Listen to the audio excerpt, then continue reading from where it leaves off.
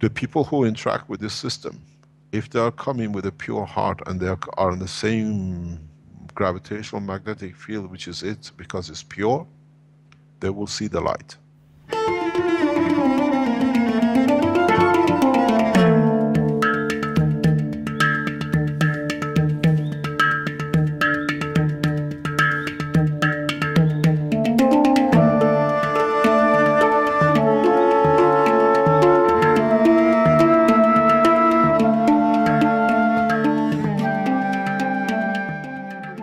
This is the 5th Knowledge Seekers Workshop with the Knowledge Seekers from the Spaceship Institute, including Mr. Kesh and several members of the Institute, including Orge. Is that the best way to say that?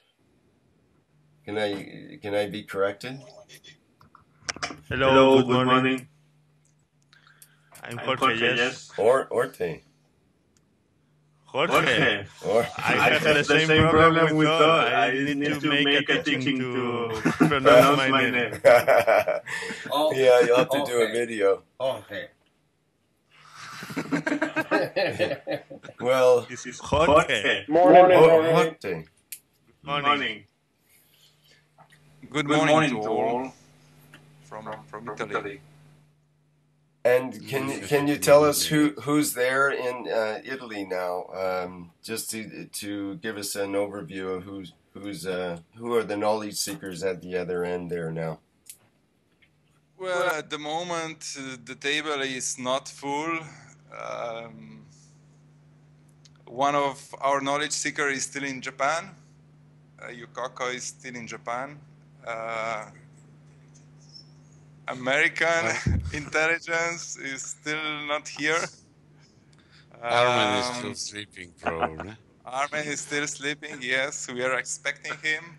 Maybe he's waiting at the door, but because we don't have camera here, he's probably just waiting there. Dr. Ivan is in Belgium. He will be here with us next week. So we are here. Half team, yes. Marek is here. John is here. Jorge is here. Mr. Kesh is here. And I'm also here. So we are 5 of us at the moment here. So if we summarize last week from a previous workshop, we were very busy with Fukushima experiment. During the weekend, there were some testing in Fukushima region. Everything was video recorded. It was live broadcasted on live stream, so everybody could check these results, and we are very proud on our colleague Yukako. She done really very good job. Armin is here. You can also view the videos in our channel in YouTube. It's now available for all. Yes, recording are available on YouTube also. Videos in our channel in so YouTube. It's now results are very good. We didn't make the final report yet. We have to finish this report, but anyway, results are very promising, and our material can be used to eliminate radioactivity in Fukushima. So we did some progress also with our reactors. Currently, we are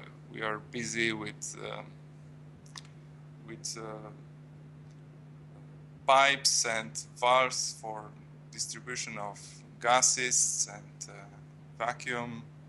We have a lot of reactors, and we have to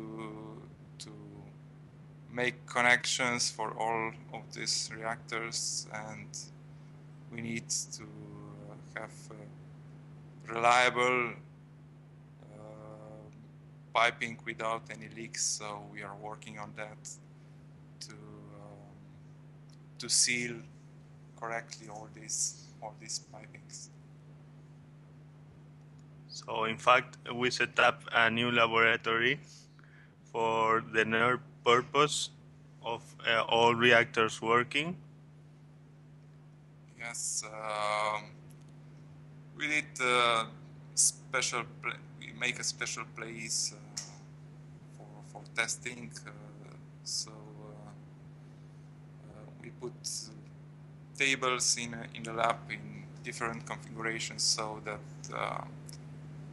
we could not approach near to the reactor during the tests. This is a very important aspect regarding safety, because we should not be very near reactors.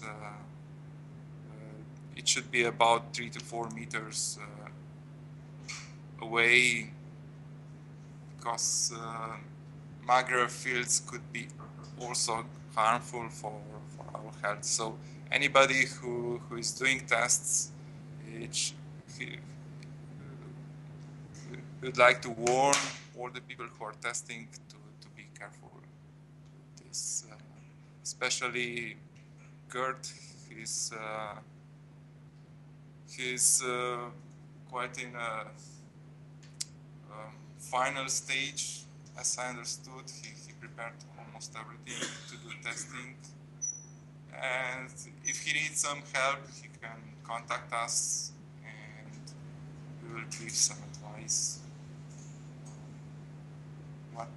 on what he should be careful. So maybe also other knowledge seekers will add something. So to go a bit further in the installation, each reactor will have a control board where we'll be able to have 4 gas inserted. We have 2 pumps, so a roughing pump and another system that would be with a turbomolecular pump. So we have a 2 vacuum system. We will have also the damping system that should be there. We need, in fact, 2 connections because mostly all the reactors will be dual core. So we still need the system for the mirroring of the gas. So altogether on that control board we'll have 11 valves, and that should be what's needed to control the gas that goes to the rotating spheres. So things still have to be put together.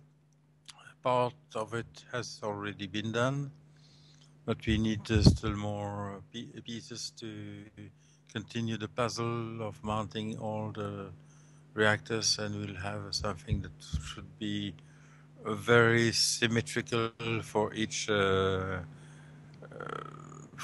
reactor, and so for each inner outer core.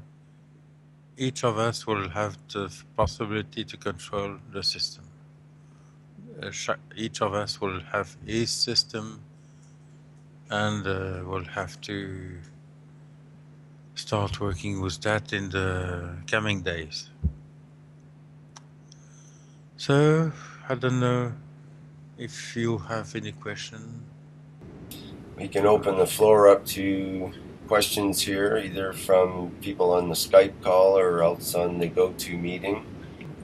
That pretty much answers about, we're not quite ready for the results from the Fukushima testing, but maybe we can ask some questions about things there, or whatever else is of interest. I think, Gert, maybe you have some questions as well, so let's open it up here. Hello, can you hear me? Yes. Yes. Oh, yeah.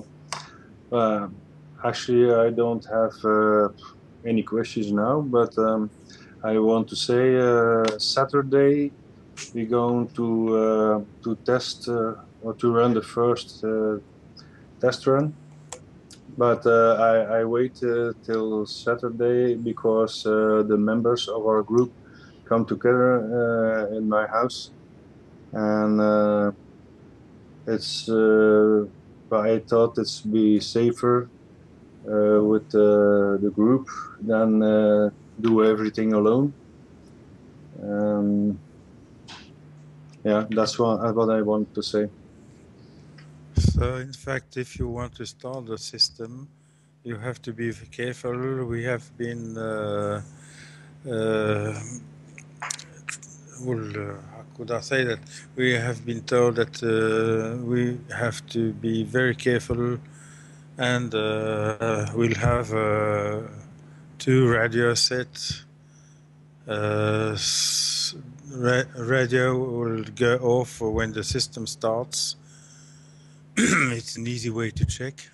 We need also a Geiger counter to check that there are no radiation coming out. And the control should be at a certain distance, not to interfere with what's happening in the reactor, and have a good understanding of what's happening in the reactor also is to be seen. Well, we don't have any practical experience for the moment because the reactors are not working yet.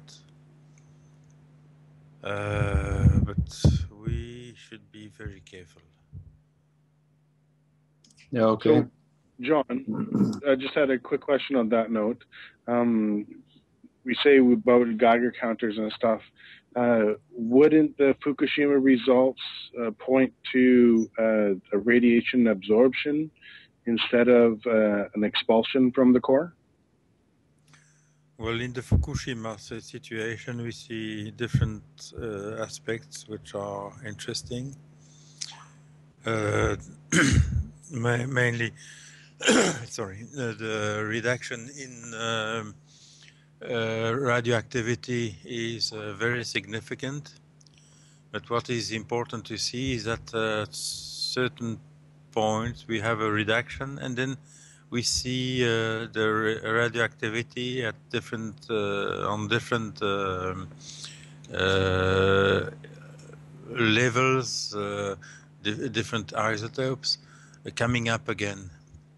So that could be, and most probably is, the fact that there is some material, radioactive material that we don't see because the Fukushima tests were on gamma rays, not on alpha, beta. So if there was some uranium or plutonium, we wouldn't see them, and we see some information that would allow us to say there is, but it's not measured at that level immediately. So what is interesting to see is the fact that, for example, we have an increase on cesium-137. We have a little increase of the cesium-134. Cesium-134 could come from the cesium-137, but cesium-137 can not appear unless there is a higher radioactivity material which Decay. would be decay to that, and most probably could be from, well, probably, I cannot assure absolutely, but the discussion we have had here could be the decay from the plutonium. If you see the decay of plutonium, you see that cesium appears in the decay. What can I say else at this level? Mainly those are the information, and what has to be done now is new checking and control to have more information from other places. So to check the material we have with some more laboratories, or that's something that should be made now at another scientific level.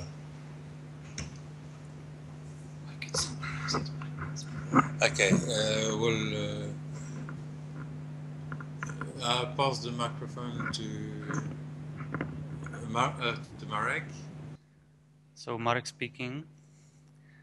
If I can summarize the experiments in Fukushima, I can say that we have made experiments at 2 places at Fukushima region. One was performed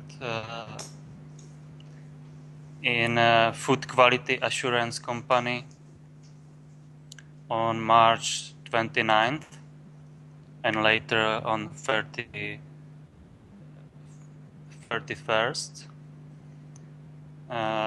We have been using gamma ray detector there, and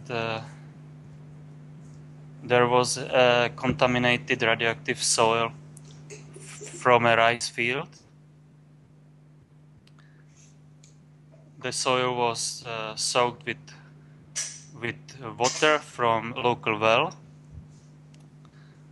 The well water was checked, and it didn't contain any substantial radioactivity. It was just natural radioactivity with very low levels.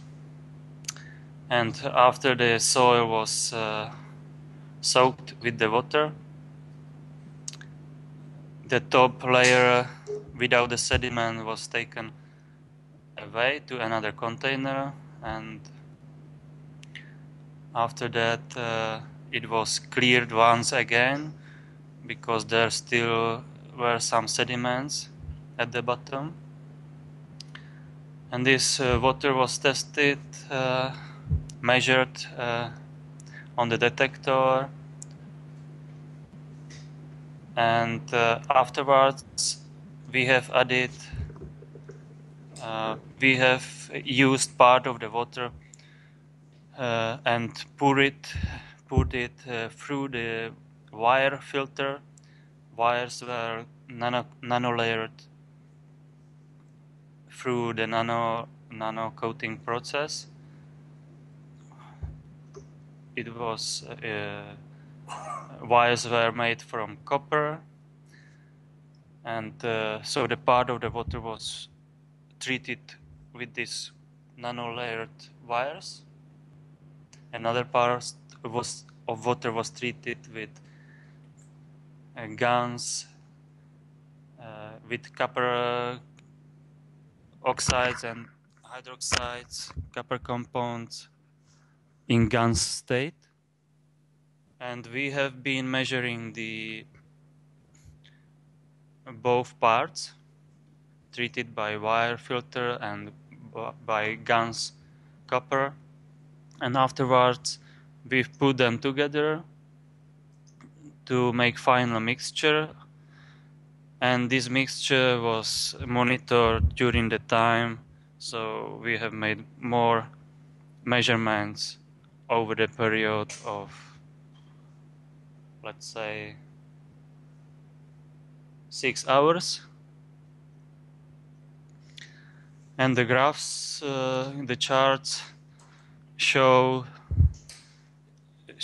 us indication of initial decontamination, and after reaching some let's say saturation point, the contamination, the radioactivity decrease stopped at certain levels, and there was some relaxing period over 3 or more hours. During this period, some of the radioactive materials, cesium, still its amount was a little rising, and afterwards it was again decreasing. So it was relaxing. So there were in process some transmutations, and these results for me shows that there is certain capacity of the GANs material or the wires, coated wires, with which this certain amount of GANs can decontaminate only certain amount of radioactive material, and it makes the radioactive material to be transformed into non-radioactive. But after it makes its job, it's saturated. So if you want to decontaminate more, you have to add more GANs material or treat the sample with clean coated wires again.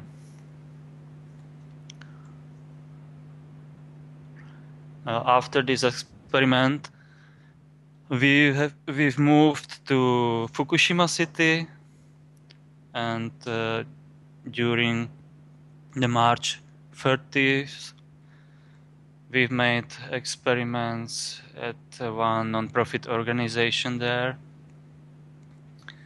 with sample from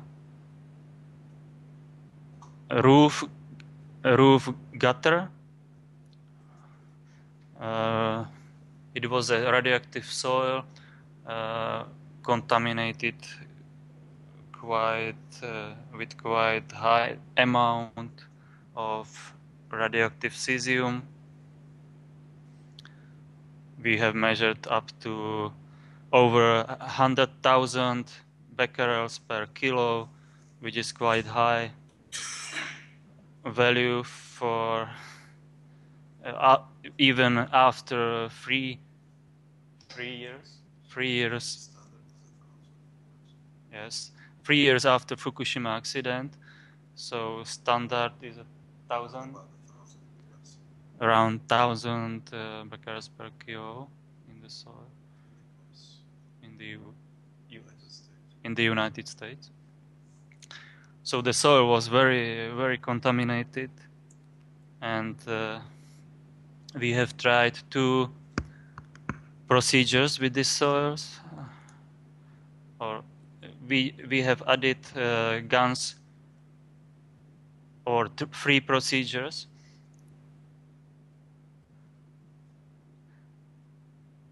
Or let me be more specific. We have used the soil without water first, and we've added copper GANs material to the sample and measured it during the period of time. The radioactivity has decreased, but as I told you, it reached some saturation point, so the radioactivity was not fully reduced, because to do it we would need more GANS material. Afterwards, we have been testing contaminated radioactive water and treated it with 3 different procedures. And this water was from fire station in Fukushima city, picked up a week before the experiment. And we have split the water into 3 parts.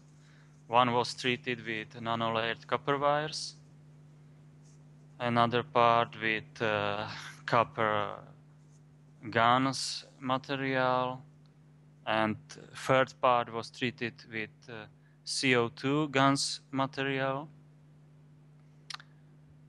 And the results showed us that all the 3 procedures reduced the radioactivity, but the wires were, let's say, less effective in this procedure. Then copper GANS material was more effective. When we put the GANS material into the water sample, we first measured the result after application of the GANS material, and then after some time we have separated the top layer from the sample to another container and measured this separated water alone. And the residual of the GANS material was measured as a separate sample. So we've got 2 results from this, and with treating with copper GANS showed that we reduced the radioactivity in the water to 0, so we eliminated it. And in the GANS residual, there was still some radiation in this copper GANS. And when we checked the same with the CO2 GANS material, the top water from the sample without the CO2 GANS after the treatment showed also 0 radioactivity, so full decontamination. Mr. Cash called this water drinking water, and it was so. And when we checked the CO2 sediment, CO2 GANS sediment, it showed also 0 radioactivity.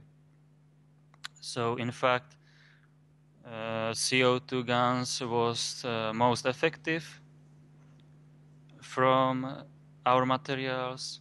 Then copper compounds GANS was after it, a little bit less effective, So, but Merrick, still doing the job.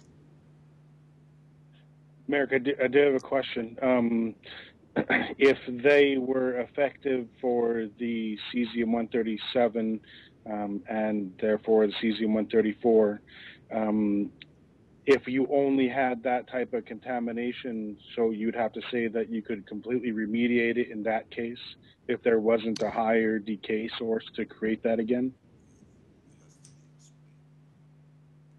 Yes, we have to explain what was actually occurring during this process, but so far we can say that in this contaminated radioactive water there was measured cesium-137, and there was no cesium-134.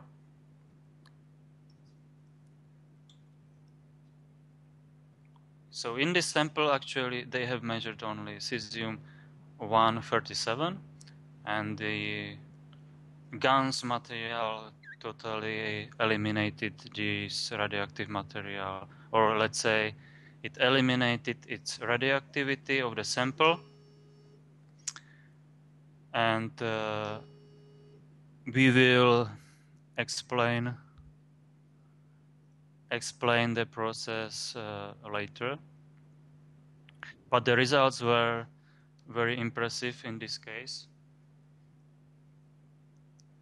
And the other cases I have described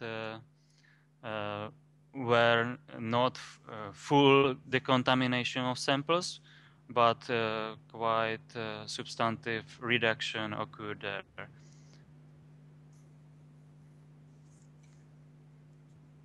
And do you have a measurement of how much was used in the soil? Because it doesn't look like it was that much CO2 or.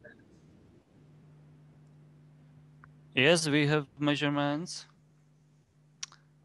Because can you give an estimate? Yes. Of how much per liter, kind of thing? Wait a little bit. I will find it. Thank you. I just thought that would be helpful to have for people that are listening, to let them know that it wasn't like a huge amount of material that was introduced to remediate the radiation. I can tell you in the case of the water sample with total radioactivity elimination, I think that we have added around 21 grams of Cu compound GANs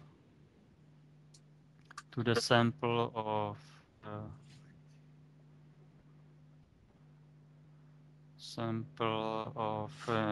yes, 93 grams.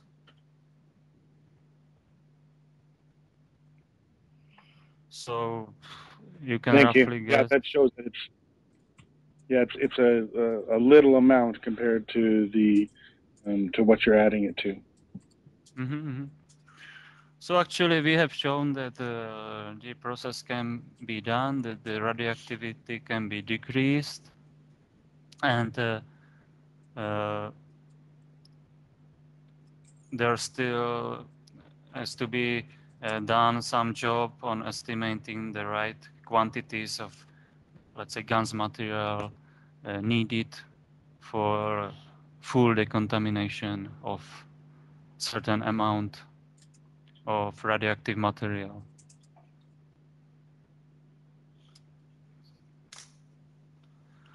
Any questions?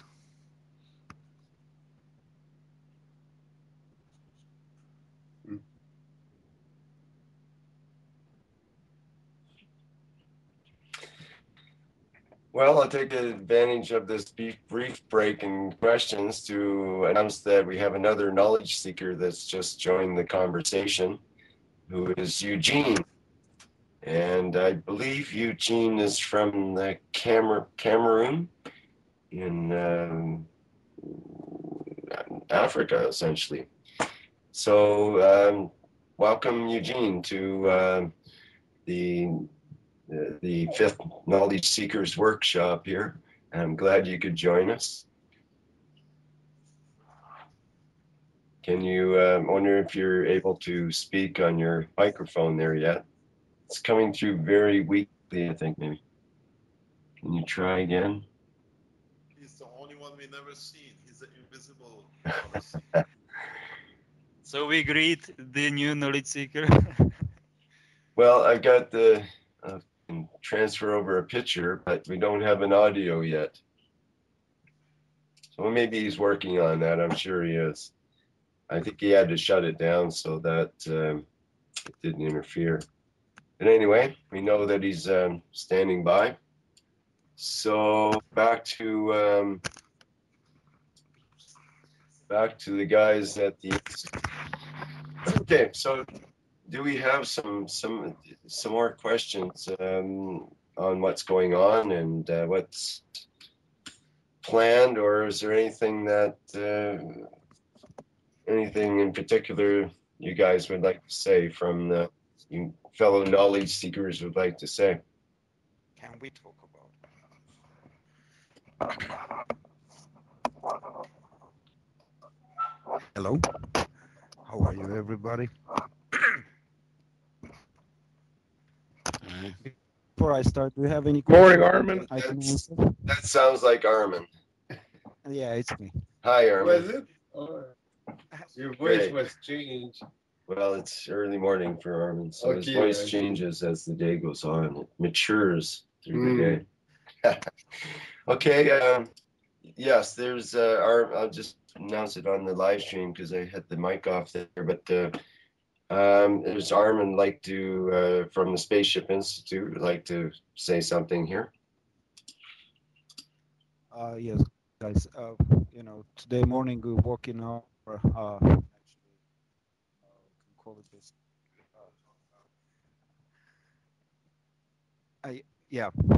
We walked in and on our table there is a beautiful sphere, half blue, half transparent, actually, and we call this rain.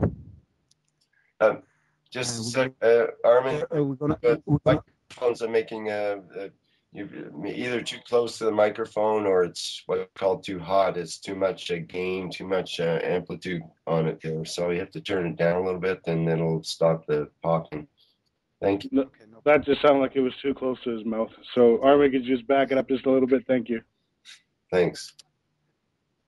Actually, we're gonna share some pictures right now with you guys that you can see what we're talking about. And this system is actually a control system. As we know that, all our reactors that can be controlled with this brain. Actually, what we can do, we can connect with this brain and, we can control the reactors. Actually, the computer system not going to work. So this is new era. So how to control our reactors? We not tested yet, but we're gonna test it these days, and we're gonna put more pictures, and we're gonna have a workshop only for this actually because it's a lot to talk. Thank you very much. I would like that, Armin. It's I'm really interested in that type of system you guys are building there. It really speaks to me in terms of my computer background, and to be able to interface with a computer has been, of course, a dream for many people. Instead of having to type on a keyboard or use a mouse, it's always been so slow in terms of getting your information onto the computer.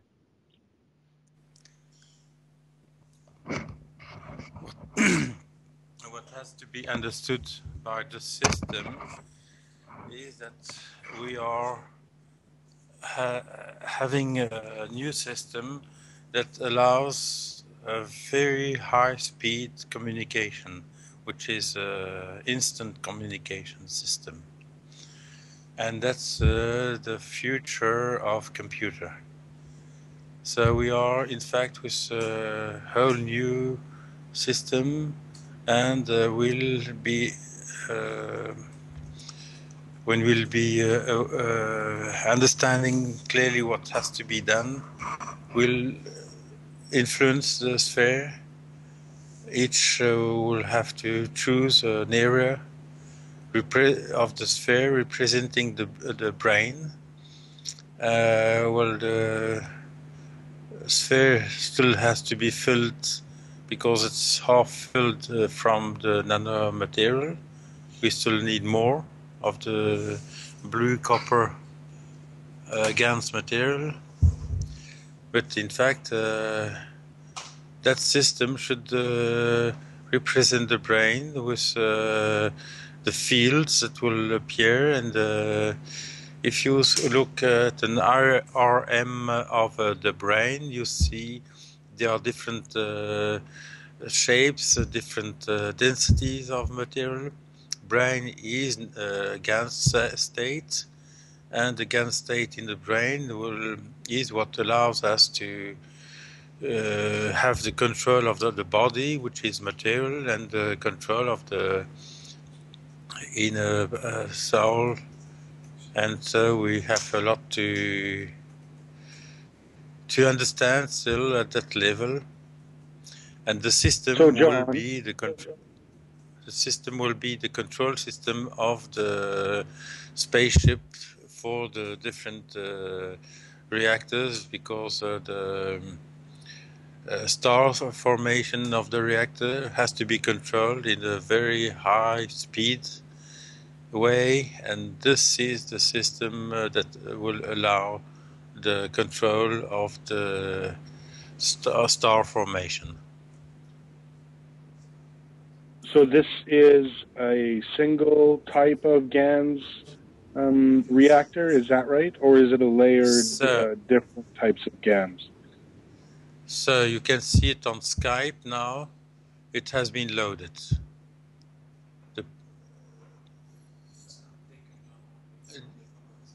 Well, you can download from the messages. You have it? It'll take about another It'll 5 take a minutes bit. or so, probably, yes. So we'll wait on that, and if you want to keep going there, that's fine. Okay, well, you'll see, in fact, it's a very nice sphere. And,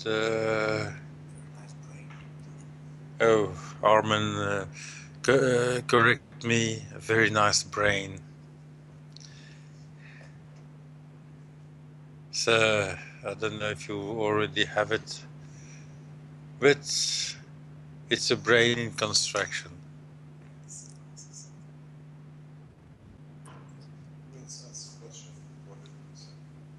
Vince, you've asked a question. Could you repeat, please?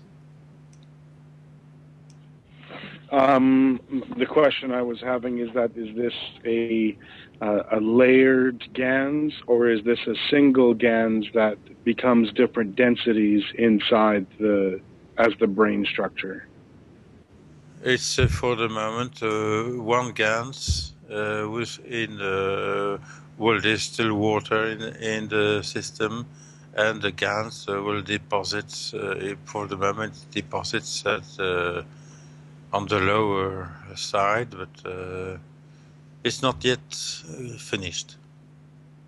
Right. So the different densities would be from the different pressures that it receives throughout that brain. Is that right? Essentially, different magnetic and gravitational fields in the system. Yes, and the different layers are at different magnetic gravitational levels. Right, because you're receiving a spectrum of the GANs and not just one certain type. Can I describe it like that? It's all one type, and they are different. There is a spectrum, but it's all one type of GANs. It's all copper, that blue copper stuff that we have been collecting. Right, but that blue copper stuff would have a spectrum of magnetic and gravitational fields. Yes, well, that's it.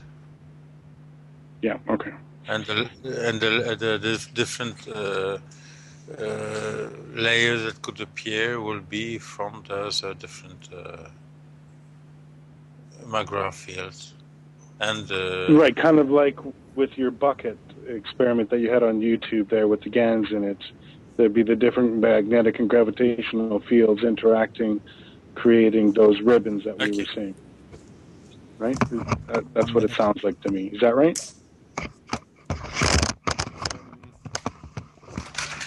Good morning. Let me explain to you the whole structure. Due to different layers which is produced in the sphere, you get layering of the same material, but due to GANs being independent gravitational magnetic field spheres, you create different gravitational magnetic spheres in different layers within the sphere. Originally, now, because it's getting filled up, the main field strength will sit at the bottom.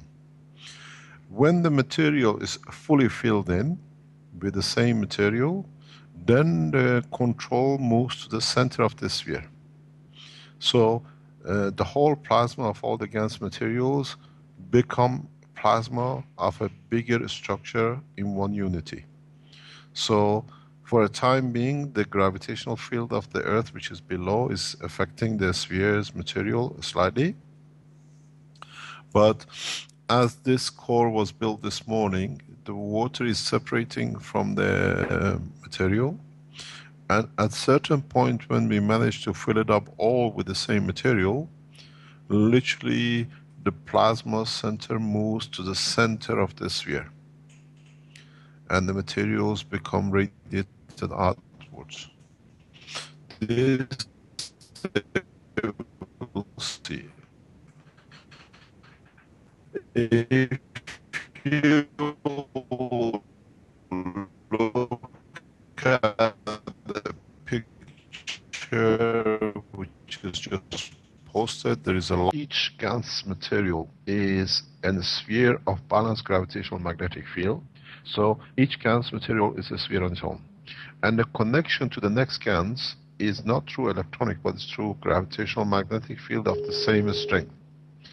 So what happens is that a person who makes a contact with this sphere, because it's made of copper oxide, and copper oxide is part of the structure of the human being. We have copper in our body, and part of our body uses oxide. This becomes a specific fingerprint of man. So when you touch the material, the sphere, your fingerprint, the protein of your fingerprint makes a contact and connection with the sphere, with the material in the sphere. So you make a link with this sphere. Whoever touches the sphere makes a connection. Direct control. So this is how in the future we can have different operators running a system. The reason I built this reactor or this computer system, this is exact copy of the structure of the brain. There is no wires in it, but in time, different part of the system will start accepting different responsibilities. If you cut a brain in half in the middle, you will see there are not different materials, but different density of the same material. This structure will go through the same process. So as the structure changes and different densities, different responsibilities is accepted. In our brain, as a human being, just 1 second please.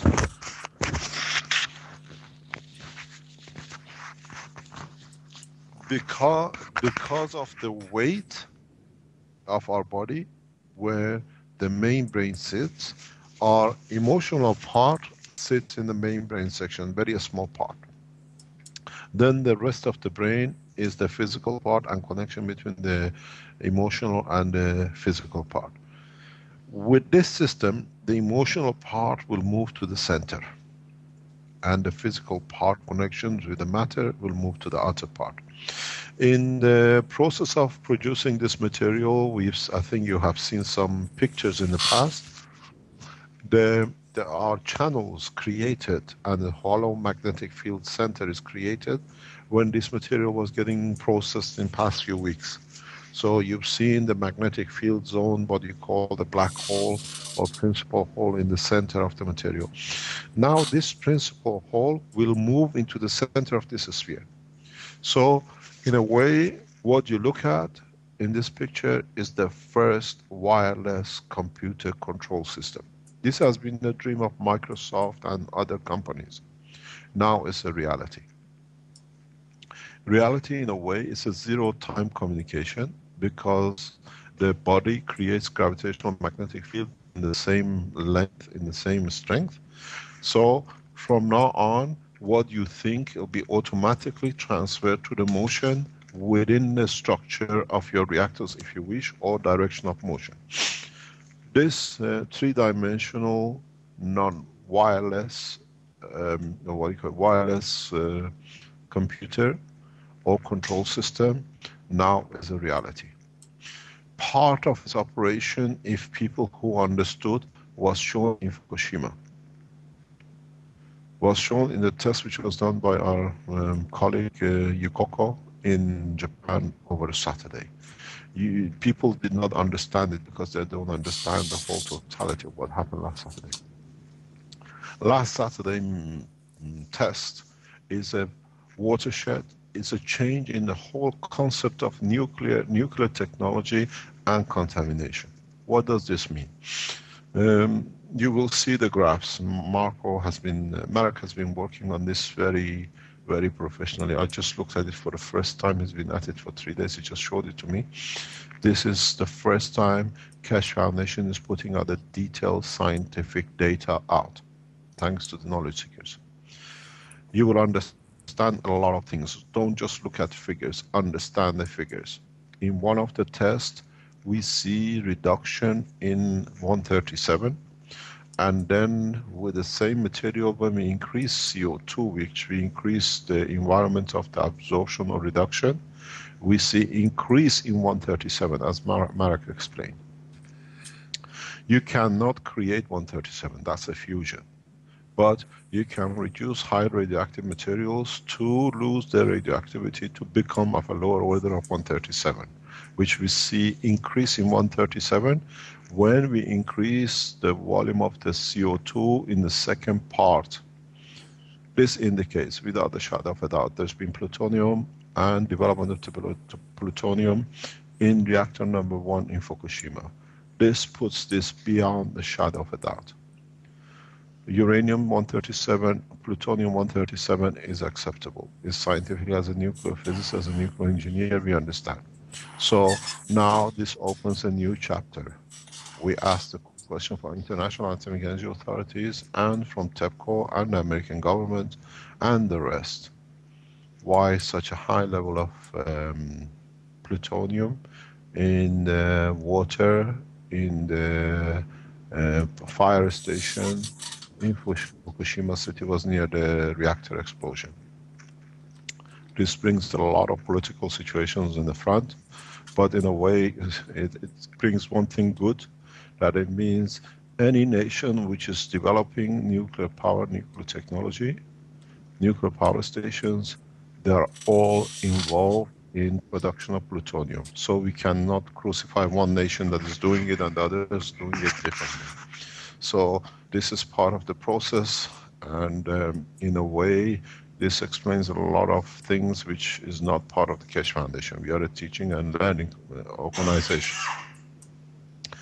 But this brings another. This data of the Fukushima test, water test, where CO2 has been used, where we don't see any contamination whatsoever, nor in the water, nor in the residual material in the containers. This was predicted by me for years, and we knew this for years, but because of the pressures from IMAC, we had to keep quiet. Now it's in public. What does this mean? This is significant. This is more or less brings home one thing. How can you produce simple material like CO2 in the gaseous state that make all the radioactive materials non-radioactive?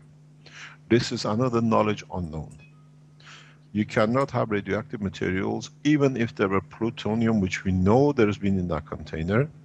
Now we see no gamma radiation source at all within this container. We know cesium has a lifetime of 30 years to decay. That's cesium-137.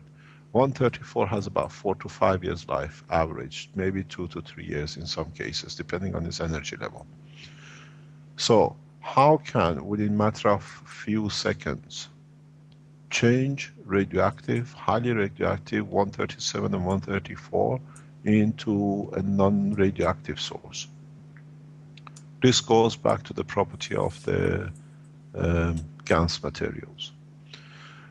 You have to realize the way you see in the pictures in the lab where the system I set up, when you convert gases CO2 into the GaNs CO2, you release energy. That's why the light is running in the lab.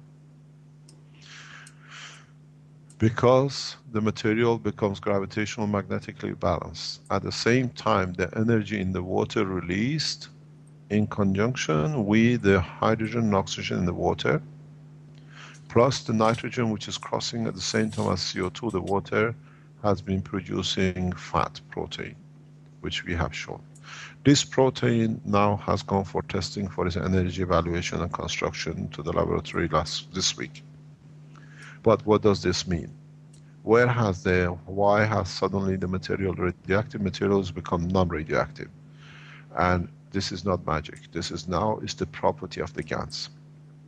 The energy, if we measure within the container of the water, will be transferred into gases or into energy that we can use. The same thing has happened to GaNs of CO2. So in these waters, we have GaNs of radioactive material which are in balance. We have not changed the material to non-reactive, but the same as CO2, which we changed it from material to GaNs, now the GaNs of cesium, in balancing its energy, has become non-radioactive. So we can carry materials with us which can be used in space in a non-radioactive position, and then later on change it if you wish to radioactive material. But this brings one thing into the world of science. No material can be dangerous to human beings. Now with this, we have opened a new understanding into the world of radiation. Radiation is not a problem anymore because any radioactive materials, even shown with plutonium, has been changed to most probably cancer plutonium and in a non-radioactive safe condition. So we've been told by people who TEPCO appointed us for us to negotiate with, they do not want to work with us because they have different agenda. I received this email last night from Tokyo. So we go back to one thing. We release the technology directly to the Japanese public. You have to look after yourselves. We have shown how this is done and we'll go further to release more information to the population. With what I've seen from the soil test and the Fukushima in past 3 days, 4 days, this weekend, there is somebody scratching a lot of things in the background. What I've seen in the background, in the test results, can somebody stop drawing papers in the background? Can you switch your Can you microphones? please mute your mic? Done. So what we have seen is that for the first time this planet can be safe from any radioactive material. When we need it, we can activate it. When we need it, we can deactivate it. The activation of non-nuclear cesium to nuclear cesium-137 is very simple. I will explain this in time. But now the technology has already been agreed. I have come to an agreement with the second nation to test this material independently. When we receive the material from Fukushima, it will be tested immediately within a matter of days in the laboratories of international organization. And these are nuclear people. These are not people who do not what they do. Because we want to know 2 or 3 things. How much of this material has become gamma ray safe and how much of it has become alpha and beta safe. If the material we receive from Fukushima, we can confirm the totality of the reduction in all levels with the CO2, then in reality we can set up a small system around Japan by the help of the Japanese people, because apparently TEPCO is not interested for whatever reason. I respect their opinion, but now the nation of Japan can help themselves. But on the other hand, we've been told by Yukoko that there are large number of children and adults and people around in that contaminated area who are suffering from different cancers now. There's over, average should be about 30 children with thyroid cancer, is excess of 300 with their parents and whatever. We had to make a decision. With what I've seen in the past 3-4 days with the results, plus what we have done in research in cancer research and development of the bone marrow, which is going in Germany. We are opening Italy for all the cancer research for Fukushima. What this means. Within the next couple of hours, we have members of parliament with us, of the Italian government, Italian parliament, and ex-member of Italian parliament. And we are asking the Italian government to designate our foundation as a research center for elimination of the cancer from Fukushima. So we ship people from Fukushima to Italy. I understand that Yukoko and Dr. Elia have come to an agreement to look after the whole process as part of the Keshe Foundation, which I congratulate you and thank you for it. This has been their brainchild. And so I took it a step further. We make arrangement. We are looking for finance to ship all the, not ship is the wrong word to use, but to bring all the cancer patients in Fukushima, because of Fukushima, to Italy, and we open, if it needs, we are home to these people. From what we've seen in the data received from Fukushima, because I look at the data as a nuclear physicist, at the same time as a nuclear engineer, and with the medical research we have, and from as we opened our cancer research about 6 months ago, we reopened it, and the results coming in from Germany, from bone marrow, from chemotherapy, with a certain confidence, we can say we can eradicate all the cancers, without a doubt, especially from Fukushima. So I request from the Italian government, please allow us to make the Keshe Foundation Center for a short term, short period, the center for cancer people because of the radiation in Fukushima, and we send them back home healthy, hopefully. The reason being is that the same material can be used in configuration in our health reactors. Now we understand the process fully or further to allow the cancer within the body, the same as what happened in the cups, to become, even it's a cancer, to become non-malignant. We've seen this before, now the process clearly opens it up. So we announce a further point. Keshe Foundation from today is open to all the cancer patients from Japan. Our people are even looking at in financing to bring them in, because most of these people have lost everything, and we'll try to raise funds within the foundation to bring these people here into Italy for short term, maybe up to 2 to 3 months, to first of all affect the process and then monitor, and then hopefully send them back home. And at the same time, we open this knowledge freely, as we've done with the rest of our work, with our colleagues, with the rest of the nuclear industry and in the world of nuclear. This goes to Iran, to the American government, to the Russians, to the Japanese, to the Chinese, and the rest. I understand the process hopefully better, not fully, but we can use the CO2 and CO2 configuration of magnetic field to literally eliminate most of the cancers in respect to the radiation which has caused it. The process is very clear. So now, on top of what we accepted, there is another problem which has risen since last presentation or last workshop. We have received a lot of requests for Alzheimer's.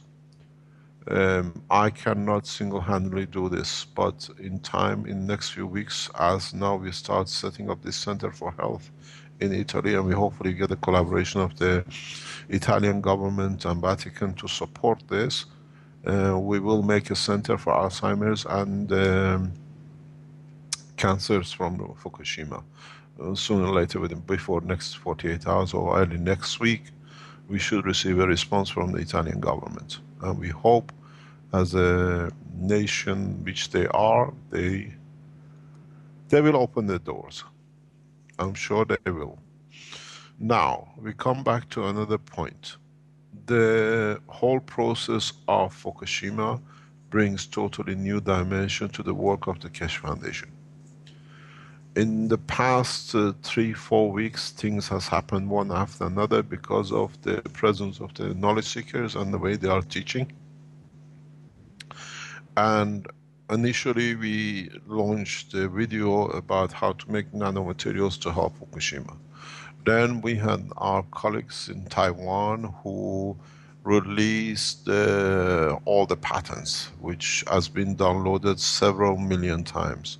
If we tell you the figures, is even mind-boggling. I had some communication with our security and server control in how many times this key document has been downloaded. Is becoming unbelievable. Anyone I've spoken to in the past week, 2 weeks, they said they have already downloaded from all over the world. Even people I didn't know. So it comes back to one point. All of you have the documents. All of you have you watch these workshops, and there is a time limit. The knowledge seekers literally start here around about 10 o'clock in the morning, and we have to kick them out of the place about 10, 12 o'clock at night sometime. And even last Saturday, Sunday, with the Fukushima situation, we all been here around about 2:30, 3 o'clock, sitting around the table, as you can see it on all the videos, to see that this through. This has caused, and in consultation with our people around, our consultants around the world who consult us and they advise us, that it is impossible to bring everybody to Italy to become a knowledge seeker.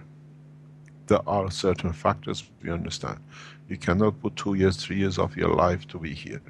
Secondly, people would like to have the knowledge, and the financial commitment is too much. So we have made a decision. This decision I was discussed it with our what do you call it, our team of advisors and our security people, and the way the number of millions of times is tens of millions of times the key has been downloaded, and everybody wants to do something with it. We make this announcement at this moment, and we're going to stick to it. We open the international knowledge seekers to worldwide, which means you do not need to come to Italy anymore. You do not need, if you want to come here and learn over 2-3 years, you go through the same process as the other knowledge seekers. But from now on regular basis, on daily basis, between 3 to 5 hours, we teach every aspect of the technology on the daily basis. So the International Knowledge Seeker Space Institute is set up through Worldwide Internet Progress Program, which means we're going to accept, you have to be accepted. Our security people are looking how to do it, we know it. The time to open international knowledge seekers is dated by our security people on the 15th of April, which is within the next 2 weeks. Tuesday, the 15th, has been earmarked, which means we will teach worldwide. You have to register, you have to pay to be part of the institute. The fee calculated to run the whole program is at €1,000 per person per year. So anybody can afford it. The ones who cannot afford from third world nations will find a substitute, or we find people who cover it. The expenses of teaching, supporting the servers, supporting everything else. Our people estimate we can accept between 100,000 to 1 million on a special program they are setting up on a mass release. So what it means, we produce one program. There is no exams, it's a total teaching. You will learn everything which we do here straight down the line, and you at the same time you teach us. It's a mutual way. So if you want to join the International Knowledge Seekers, you send email only to IKS at SSI. I is for international, KS is for knowledge seekers, at SSI at gmail.com. This way nobody can block the Gmail system. So we accept anyone from today. You can register, you will receive a small form. You fill in the form, you pay your fees to the foundation as an institute knowledge seeker, and from the 15th you start to be taught. We teach you everything we know. I reckon it takes you 2, 3, 4 years, so you can teach yourself during your off time. There are no exams. We try to put daily teaching, daily from the lab, and daily from everything else. Our estimate runs into a very few large hundreds of thousands of people who will be taught. So you do not need to come to Italy, you do not need to be somewhere to be on the desk. The knowledge seeker team here will control everything, and in turn the new knowledge seekers will come, but they become the, what do you call it, the ambassadors of the foundation to come to different countries and teach in mass. But the mass teaching of the technology starts from today. We have been open, and our openness has put a fright in the back of the nations and governments that how they're going to control this. Now the control is out. We teach publicly as the way you go to night classes. You can spend 2 or 3 times a day on learning. Then the level you understand is according to your knowledge and your intelligence. So every day, 5 days a week, we try to teach on regular basis from the foundation from the 15th. So whoever signs by the 15th, you don't need to do anything. You just go you send the form or you send the application. We'll send immediately response back to you. You fill in the form. The only condition is put in to become international knowledge seeker is that you have to sign the World Peace Treaty. Without signing the World Peace Treaty, we do not accept you on, which means the knowledge you gain is being used for peaceful application only. We will teach the way I do here, the physical, the reactors, the food, the agriculture, the moral, the ethical point, and very soon the interaction and the space technology. So from the 15th of April, we will teach on daily basis, not necessarily me, but every knowledge seeker here, and the knowledge seekers which we're going to accept to come in June, they become your teachers. And they will travel the way Yukoko has done in past 3, 4 days, or past week. They travel to your countries, they travel to your place, and give you some advice or teach you the other things. On the other hand, the knowledge seekers here have been very busy. Hopefully from early next week, you can watch the operation of the reactors with our failures and success on the net. We did not know the results of the Fukushima, but we knew we had to do it, and we were open enough and without being afraid of failing or succeeding, we put a live YouTube. So if the results went wrong, it would have been wrong. We were ready to accept it. And when it went right, we already accept it and explain it. Not to become arrogant, but try to explain how the thing has happened. As you will see with the papers which follow Fukushima within the next few days, Marek is drawing up. It's absolutely beautiful what is done. I just looked at it. We'll make some explanation into the figures that people have a more better idea. So this will be done very, very systematically. But we expect one thing back from you. What you learn, you come back to us and you teach us. So the IKS at SSI will become a focal point for teaching internationally. We all become knowledge seekers and all become teachers. The Keshe Foundation as a Spaceship Institute at the moment has been locked down by us. It will come up with a totally new feature within the next few days, as I've been told by our webmasters. The teaching program of the Keshe Foundation Space Institute and what has been downloaded and how it's getting downloaded around the world by different people has forced our webmasters and our security webmasters to shut the cashfoundation.org altogether and put everything on Keshe Foundation Space Institute. This is a possibility, which means that there is so much people running around the institute, and the way our knowledge seekers are posting the knowledge in past 6 weeks, that Keshe Foundation website has become irrelevant because everybody is going towards the SSI. So there is a possibility we keep the cashfoundation.org as a cover of or a front for the whole institute, and our servers will transform back into, or new servers will put in for teaching. So in so many ways we are going back to a total new era in teaching, direct teaching worldwide, and at the same time we cannot work without the support internationally. For example, even setting up, as the knowledge seekers were telling you about, buying the pipes and doing things, this is costing thousands. We just go out and we spend and buy things without, and then now to do it in a correct way, which is set up to now, which has been done private, now it's public, it has to be all safe and correct. So the whole attitude is, from 15th of April, we will have thousands of knowledge seekers. Please send your request and your CV, because we need your CV, that if we develop part, we want to know. The way you mark your CVs is very simple. Your contract number, you build it yourself. You put your name down, a dash, the year you joined, a dash, the subject you are, electrical engineers, aeronautic, space, and then you put a dash and you put the nation which you come from, which country, because language should not become a border and barrier for us. We try to join, and the people who can translate into one language to another.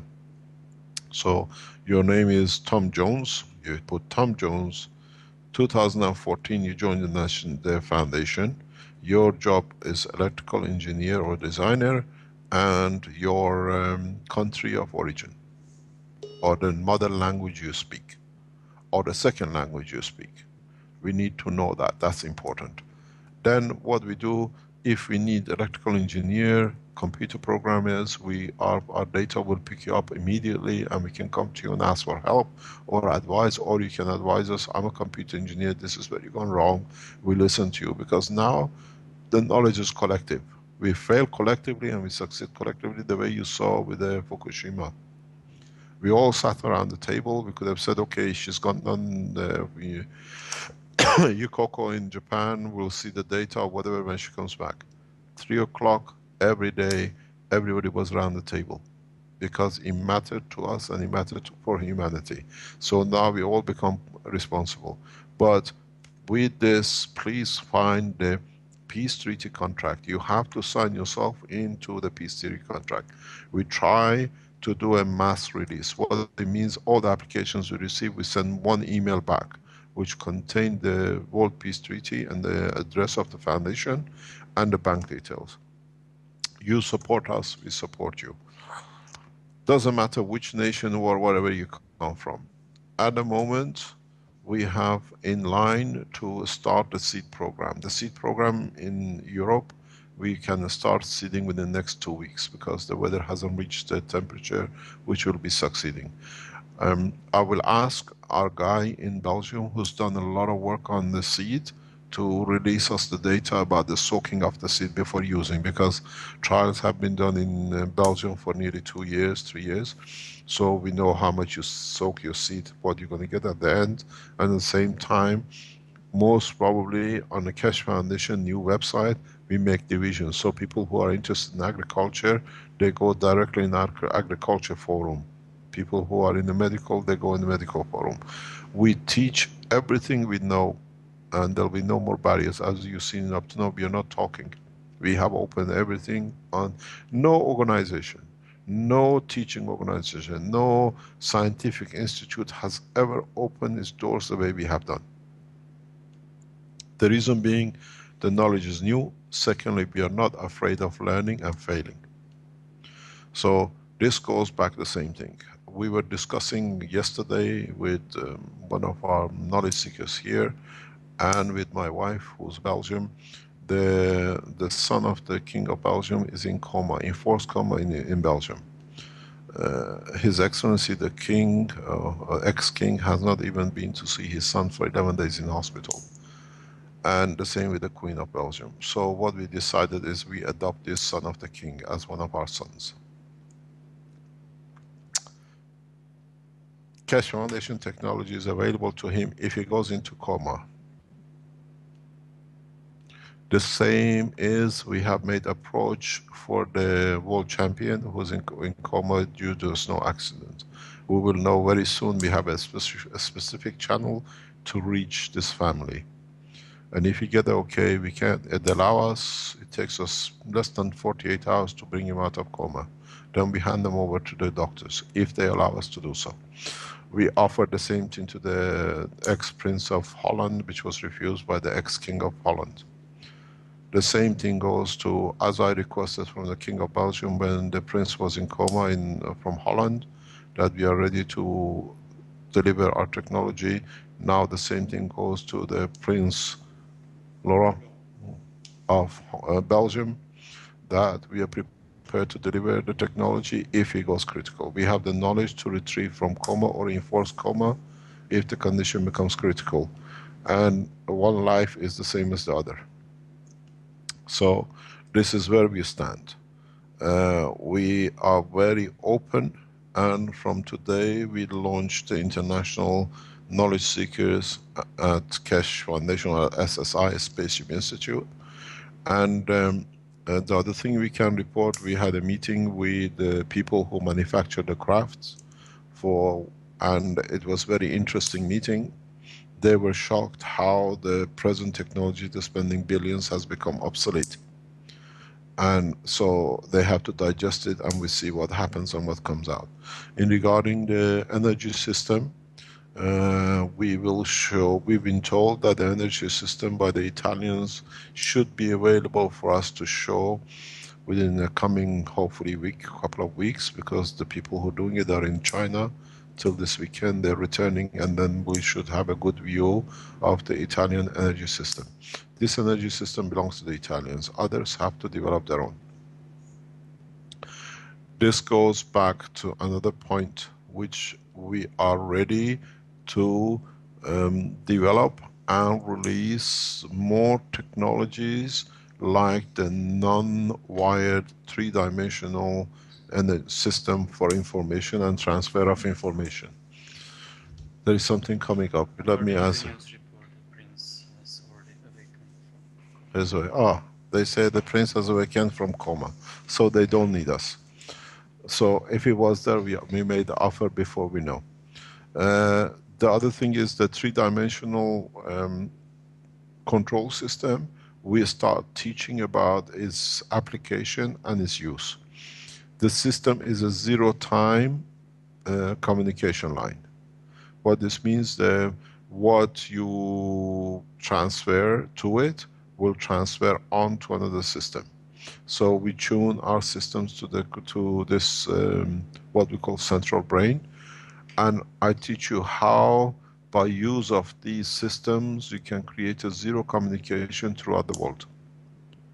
Which means once you carry a system, which you go to the gravitational magnetic field, the strength of one system, you can tune into it, and it's zero-time communication. So you can be on Mars, you can be on another planet.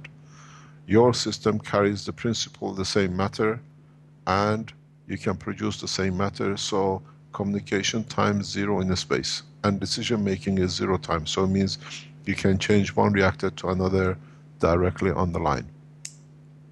These are the teachings which we start doing very soon.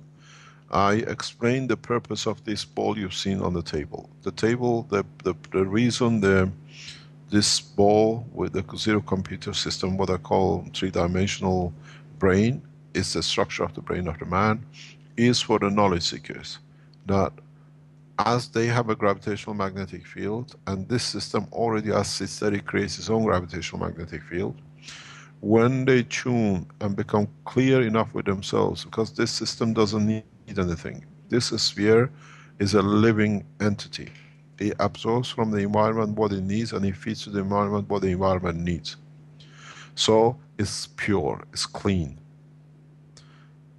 The people who interact with this system, if they are coming with a pure heart and they are in the same gravitational magnetic field, which is it, because it's pure, they will see the light. Very much this is the way, as I always explain, the gravitational magnetic field of the Earth, interaction with gravitational magnetic field of the Sun creates the daylight. When you reach the purity of the ball, you will interact and you will see the light. And this is the reason I put a light behind it, if you look at the picture.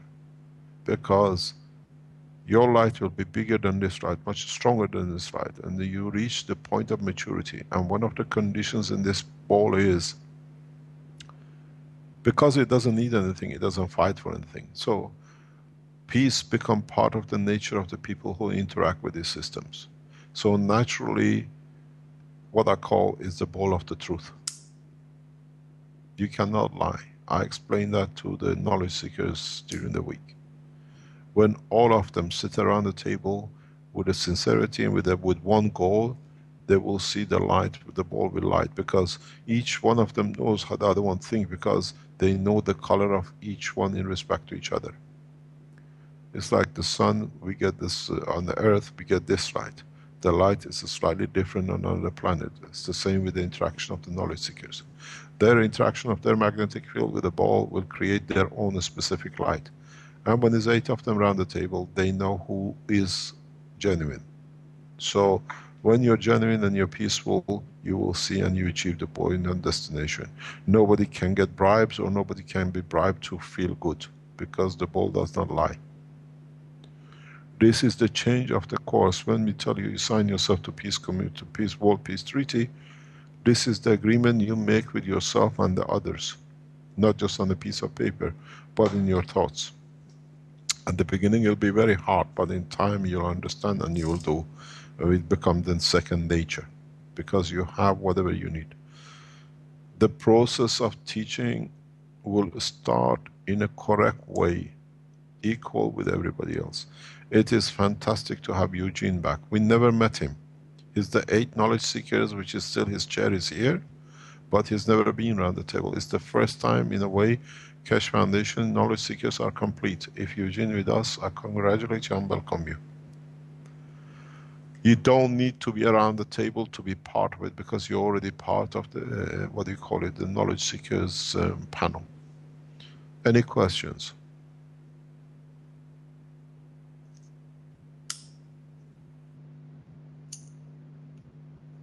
I think I talked to myself. There's nobody there. We're all in stunned silence here, trying to digest the many things that you've offered already, I think.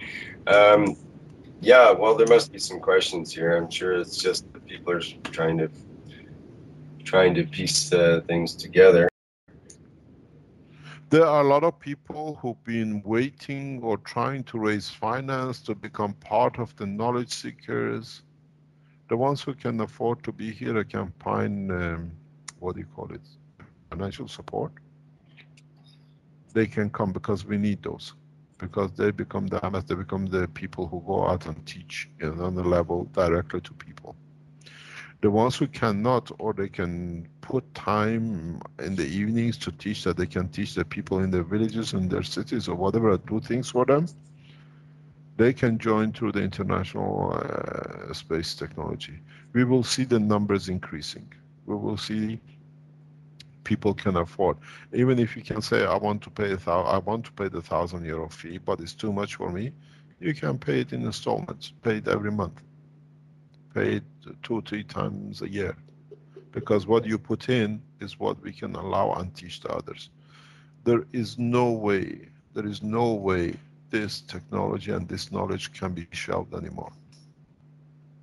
If I tell you what I hear from our security people, in the corridors of power at the moment, in past 2 weeks, there is a discussion what to do with Keshe Foundation.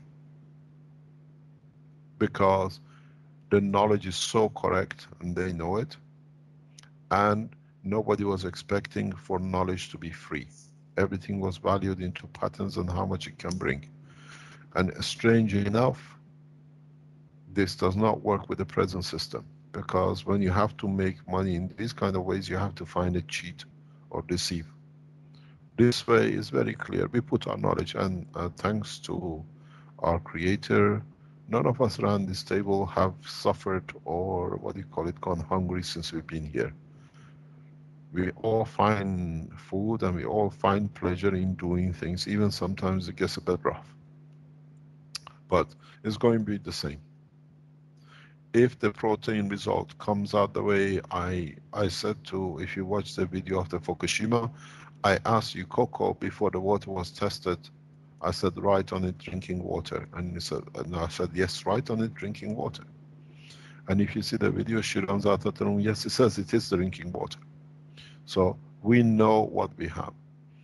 The fat which is gone for testing behaves, looks, and is identical to GANs of the fat. So what does this mean? You can just touch the surface of your cup at home and it gives you enough energy for your whole day. When you have inner energy, you don't need to go and hunt and rob and lie and cheat, because you know your cup has created enough fat that you receive enough energy to run your meager existence. So these cups, all the cups we have more or less in the trial, I think with the knowledge seekers can send you a video, they all have created certain amount of fat on them, grease. And if you can receive that, it's like having a chicken in the house which lays one egg a day, and you can have an egg a day. Now, these are little cows you keep at home and you can feed yourself. There is no need for no man to go hungry. We start mass producing these and sending it to the places. We have to have the full file, what do you call it, scientific data. Now we have a scientific data about decontamination powers. Now the food has been done. We showed it how simply it is true. You have a piece of copper, you can find a piece of wire anywhere in the world. You can feed yourself, you can create energy, and you can do the rest.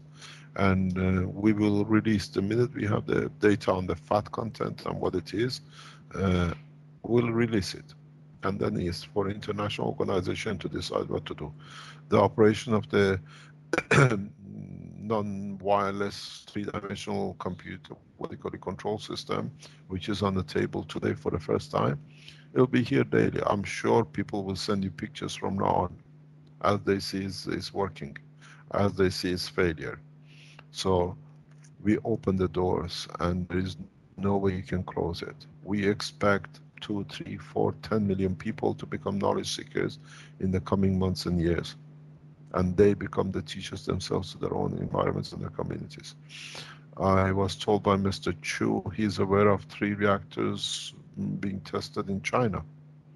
We are aware that through our emails or whatever, there is a couple of thousand people building reactors. So, or have finished reactors. People in Belgium are testing it this Saturday. I wish I was there, but unfortunately we can't be. As you know, as we told you, I have to tell you this, what we said 2-3 weeks ago on the assassination plan, that there's a plan to bring me and my wife into capture. The papers has already been issued and we received the call and the emails from the police. So we were 3 weeks ahead of what they were trying to plan to do. So it's a request for me and my wife to attend the police station to be arrested, and but it will not happen. It will not happen. And it's come from the same officer, Mr. Delanois. So you can see how well we are informed ahead of they issued the email just about 3 days ago to us. So the plan is well advanced to bring the knowledge seekers and the Keshe Foundation to a halt, but the knowledge seekers and the Keshe Foundation will carry on. I still request from people who understand legality in the framework of the world order to respond to what we ask for the 3 people who are involved in assassinating scientists and silencing technologies. Pardon? I'll stop clipping. I'm clipping too much. Okay, the questions. I have a quick suggestion if these lectures are able to be recorded because of the time Everything will difference, be and here recorded. is Everything will be recorded, and you can listen to it 24 hours a day. yeah, because I'm gonna become a zombie here, that's for sure. You're already a zombie. I know. Still, I'm trying to grow my teeth. I think We all have become zombies, huh? I think I'll become a full-time movie producer too to try to keep up. It's going to be. I think we have to. This is one of the reasons we put the fee at 1,000 euro, because there's a lot of people need to be supported to keep these things going. It's not just in one country, huh? All the things, as I said to the knowledge seekers here, has to be translated to every language. That no nation falls behind the other. I was And saying these are. I was saying to Guy earlier, we were talking about these. We have like over 14 different reactor designs, both started and in mind, and some of them are very, very funky in a way. But what we were talking about was the idea of trying to come up with a reactor that could be useful in a particular geographical part of the world. For example, if The you're funkiest one is John's. You should see it. The new one he's built, you never seen one like this. You will see it running very soon. It looks like a UFO. Is made of clay, Mhm. and he hopes to fly. Yes, well, this is the thing, and I'm convinced that a reactor could be made out of a coconut with the right coatings, and it could possibly fly. So this is how Maybe banana skin, you never. because it's already got a nonce layering inside it, huh? Well, it turns out I that looked at seriously. I looked at the banana skin a long time ago. yeah, The inner structure of the banana is a perfect nanomaterial. yes, and the inner part of a coconut, it turns out, is used for the perfect material to make activated carbon and to make carbon nanotubes, for example. And the possibilities are enormous when you Now consider. we know what the monkeys eat it. They they are more intelligent than us. Sorry about that.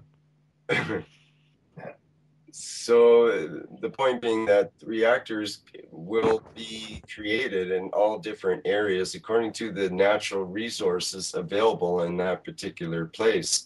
And it could be made with sand. Sand could be all that's available in some places. So it may be possible to create nano coatings with sand. And indeed, we looked up some sand tonight just out of curiosity. And if you look at black sand, for example, has all these very potent minerals and heavy metals and so on embedded in it as part of its structure. It could be used somehow, put in with a hydroxide process, and it would become part of the nanomaterial coating that you were using at that time.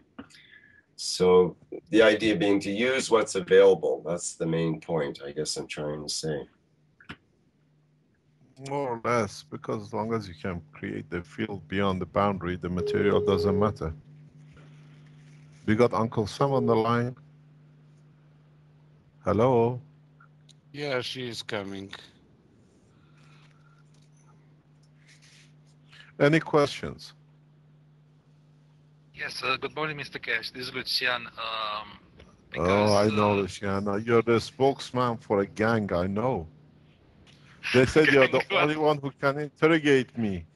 I was told we give everything to Luciano because when he asks questions, he answers. So Oh, I've been no, aware no. of I what. think you had the wrong information. I was saying instead of these guys from the radio to interview you, I should do it. Because with them you can do whatever you want. No, I was told that they think I answered your question, so you became a front for a lot of people's question. And I was aware of it. I said to myself, one day I've got to tell him I know what you're up to, but now I told you. Now you Yes, ask your you know, question. certain way you are right, because since the fifth workshop, um, we have some people aboard, from the mainstream science, because as I'm able to explain to you what we want, they are able to help us. So it's very good to translate in the common language, I mean scientific language, in their language. As the scientist said to me in IMEC, he said, you write and speak in such a simple language that everybody understands. Now the problem is that you have to translate my language to a scientific language that they can understand. This is very good. That's correct, right? Okay. So now let me get to the question. So basically, as safety is coming into the front line, um, basically you said that the GANs products are virtually indestructible. So whenever you try to destroy them, it did not succeed. So now No, the no, question would it's be, not destructible. Wait. Let's put it right way. We have to, now I said to John yesterday, what I've been looking for 5 years, I found the answer. Is not being destructible, in being able to change the GANs to the structure of the environment where you want it to be. This is a raw, you don't destroy anything. What happens, let's say you can carry a GANs of a copper from Earth, and when you arrive, let's say in a destination point, you want the same property as a copper here, but behaving in that environment. This is the right, beauty but of the just GANs. a second, stay You with me, don't because destroy it. the question has the environment protection meaning. So looks like some people, including Vincent and other people, are starting to replicate successfully your experiment with the CO2 GANs. So at a specific point, it appears that the process will not continue to go to the formic acid. So people will achieve GANs, and if these quantities are accumulating, you have two options: to dump them into the soil or to dump them into the city sewer, which probably will not be a Why good do you idea. need to dump them? No, there is so much application for CO2. There are 2 or 3 risks. This is what I always say. If we extract too much CO2 into gaseous state, we will disbalance the environment. We will there'll be more disasters than global warming. Secondly, these materials can be used. We are using CO2 as a fertilizer. That's why we're starting the seed process. Let me explain something. Go Just a back to the second, Keshe be Foundation. with me. No, wait. I have to tell you this. You don't need to dump it. You don't need to put it somewhere. The GANS material was sent out 2 years ago, 3 years ago, in March for growth of seeds, if you remember, to 7 nations around the world. Right, you And they mentioned that. grew with seeds with it. So there is a lot of application for it. You don't need to dump anything anymore because you only produce CO2 when you need it. And the CO2 in your systems, the people who start producing CO2, if you produce a very thin nanolayers, you should see start of the creation of oxygen bubbles. We've seen it in the lab. They're shaking their head. If you look at so what happened on the planet when it was so much CO2 with the presence of salt water in the seas? The gases converted into protein and into oxygen. The oxygen on this planet has come through the conversion of CO2. When you absorb too much CO2, we increase the oxygen. And we increase the production of the fat, which is for the food. This is the conversion which the cows do. They eat the grass. They convert it through the same process to protein. Now we cut the cows out. So you don't need to dump anything. Don't put the information the wrong way to start with and then we follow it. This is how the system works. This is how the system is. So in a way, when you convert to CO2, please put a cap on it. Put a cap on the total your system and measure the amount of the oxygens you're producing. This is what the test is going to be done with the material which is coming from Fukushima, and the new test we do with the nuclear material.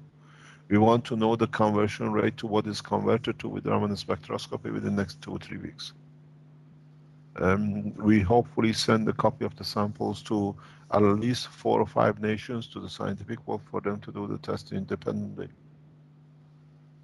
We use the Iranian scientific base as a base because they are neutral for confirmation and the bank reserve of the information. Then anybody else can go to Tehran from the nuclear point of view and decontamination to speak and learn and teach us. Because there is no, we need the central point that we can all learn. Here in Italy we don't have that position, but in Tehran there is a possibility for the Iranian scientists to become the central information from the new materials. We have a highly nanotechnology scientists who can just change from nano to GANs because they've gone one step further. Right. So there is no please need allow for me that. to continue on the same idea. So supposingly that the CO2 Use the gas right is word. Please choose the right word because we got to put everything right from the beginning. Supposingly you are doing the GANs and you dump it into the soil. It will mix with the soil and You probably fertilize water. the soil. You fertilize the soil. You don't dump it. Let's say mix, to use technical. Okay. So now, supposing rain is coming or water is coming, you are trying to suggest that CO2 gas will decompose inside the soil? No, it doesn't. No, it doesn't. It stays as CO2. The only thing, the only way we have seen the GANs changing to gas, all it does, it goes back to CO2 again as a gas, is in when you burn it. I'll show you this because we have a gas CO2. I'll show it to you in the lab very soon. So with the, energy, the question is, will it stay forever there? Pardon? Will it stay forever into the land? I mean, it will not decompose. Yes, it looks like it is. It's the same. Until it loses its balance of the gravitational magnetic field, yes. I understand. So the only way to, how to say, to safely dispose it is to burn it. When you burn it, you turn it back to its original state as a gas. I understand. So that will answer my question. We took the energy and we show it as a light. In our body, we take the energy of the matter to GANs, becomes the heat of our body. Yeah? So when we put energy back into it in a specific way, which is by burning, we turn it back to gas again. And there is a scientific reason how it happens. Right, I understand. So that will answer my question. This is the safe mode to dispose it. And I have the second question is regarding you need it more than anything else. Don't use that word. We're back in the same trap as before. Yes, I fully understand what you are saying. My concern was from the point of view of environment protection. Some national authorities. We haven't started on environmental protection. We have to understand. You will laugh, but let me tell you something a thing that is not funny. Let's say in US, if someone gets a cancer treatment, as you are saying, that person will go in jail immediately because of the FDA. Pardon? So, what did you say? What did you say? In the US, if you receive a medical treatment, let's say for cancer, which is not FDA approved, they are going to arrest the people and throw it into jail immediately. They're not people joking. Are making their own home. Now people can make it in their home. They can't put people in jail because they treat themselves. That was a parenthesis, but this environment protection Put it guys, this way: who gives a right to FDA to decide what people do? FDA pays people to do what they are. Go on the history of FDA. How FDA was approved and became through Clinton and others. Who pushed the FDA to become? Yeah, but the FDA has no. People move to Mexico and get the same treatment. FDA has no control. That's correct. Who can tell what people?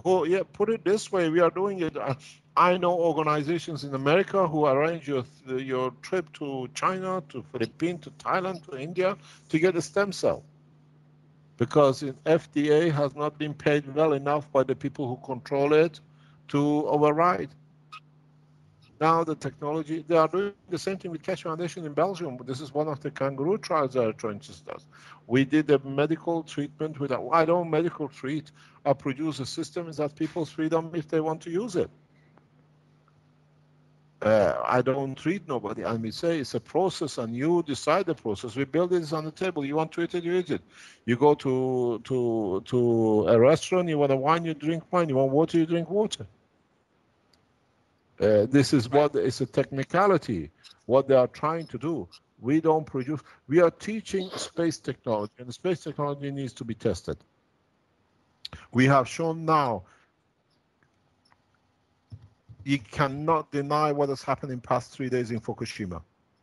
Never, no one ever have produced a material to literally deactivate nuclear material. If our technology was wrong, we are prepared. We are submitting our technology, our material. You make it. You go and make the CO2 in your lab, which you, most of the people can do it now, and take it to your power station. Says, do you have any waste? This is the material. You have no more waste. Proof of the pudding is in eating it. And we have proven enough, and there is enough cake to eat. Don't play games. I mean, I'm very clear with FDA and the Belgium trying to come out with a health without this license. We don't need a license. I'm an engineer. I build a system. People pay me to base system. Is at their disposal what they want to do with it. They have to authorize the system they use with their government, not me. We monitor. They report to us because we want to see how the system is, how bad it is. There is no FDA behind the boundaries of United States and in space. I'll tell you something very, very, very realistic. Do you know why the Americans became the second people in the space and Yuri Gagarin became the first? Do you know how the trick was played? The trick was very easy. The Russians tell the Americans, because the Americans were first ready to go into space. The Russians said to the Americans, if you go into, so you cross our territory, is the Third World War. We're going to shoot everything down. And what did the Americans do? They sat on their seats and they watched how they could do. Because if you go around the Earth, you keep on, you have to cross part of the 11 out of Russian territory. So they sat there watching, waiting for a time they could cross the country when they couldn't detect them. By that time, the Russians put their people up and they passed it. So they became the first in space. FDA has territory time of 20 minutes per flight around this world. 20 minutes you're on the FDA when you cross America, and then the rest of the 1.5 hours flight, you're not in the FDA. Do the Americans have the right to take treatment while they're in that 1.5 hours flight over FDA, non-American territory? This is all bunch of rubbish which is being forced by people who are interested in finances. Yes, now we in know the that. space, So, there's no FDA. No, we stand as a foundation, we are strong enough to stand all these pressures because our strength comes from the people and people who use it, not from us. That's why we are spreading the knowledge so fast. That, first of all, cannot be capped. Secondly, everybody's using it. I explained this situation with, if you know, there are the retail business in England was very restricted about 20 years ago. You could not open shops on Saturdays, on Sundays, and you could sell only meat till 12 o'clock. After 12 o'clock, you couldn't sell meat. So a bunch of supermarkets decided, and the penalty if you did open a shop on a Sunday and you sold meat was like £200. And no shopkeeper could afford it. But when the supermarkets came in, so many people went shopping £1 million one day from one supermarket, £200 penalty was nothing for the supermarket. They paid every penalty because people supported it. So it became a law that you could open on Sundays. Now we're putting the same knowledge into millions of people. People, as you said, are creating the CO2. It's not a mist anymore. People will soon do the reactors in hundreds and thousands and the rest of it. So now these organizations have no power over people in their own homes and their kitchens. This is a kitchen technology. This is the truth about the creation. So you create the fat, you feed yourself, you don't need to go to the supermarket. Supermarket has to bring the prices to the prices you can afford, so multi-billion businesses are done because you're not hungry. If you want a banana, it's out of pleasure. So the change is so fundamental. The change is so fundamental. And now we are teaching it, we are putting it in open, and more, thousands and thousands of people are doing it. In Africa, within next 7 days, once I have, next 7 days, I receive the report, or 10 days or whatever, 3 weeks, about the fat content and energy content of the fat, which we are producing. Oh boy, nobody goes hungry in Africa. A piece of copper will give you enough food to eat. It's changed. FDA has to come and consult with the organizations and people like us. What's the next step? Not them telling us, you can't stop the development of technology and new science just because somebody's been paid to do so. Control is out very soon. You don't get, it's happening in the United States. You know how many stem cell organizations get in touch with me? Can we use your system instead of stem cell? Because it's not working. We are not succeeding in every trial because we don't understand it. But the ones we are succeeding is allowing us to go further. We see it in every aspect. You take me to court, I have got enough track record of people who are benefited by the technology development that they will come to court to give evidence. There is no court. They want to try to get me to Belgium with my wife to imprison us for the king to kill my son. Oh boy, you got your son in hospital today. You move, we take life out of your race, forget about your kingdom. Very clear. It cannot be restriction. There has to be order, but correct order. There has to be peace, but has to be government. FDA has become a bunch of terrorists terrorizing people who pays more. Now people have the access. They try it. Now the fat is on the table and the system design is there. You can make your own anti-cancer system. You want me to tell you how you can get rid of cancer just with the test in Fukushima? Cash. Yes. Okay, Who is that? Mr. Cash? Yes. There is a good part So of I just all want to clarify one point.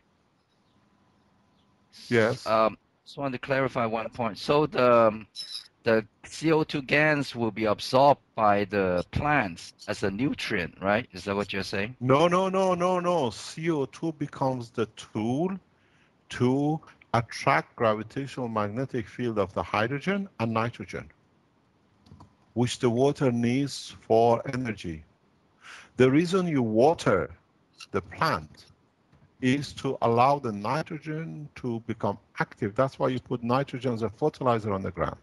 To active to create energy release of the hydrogen. But CO2 as part of the amino acid combination becomes the source to do the job.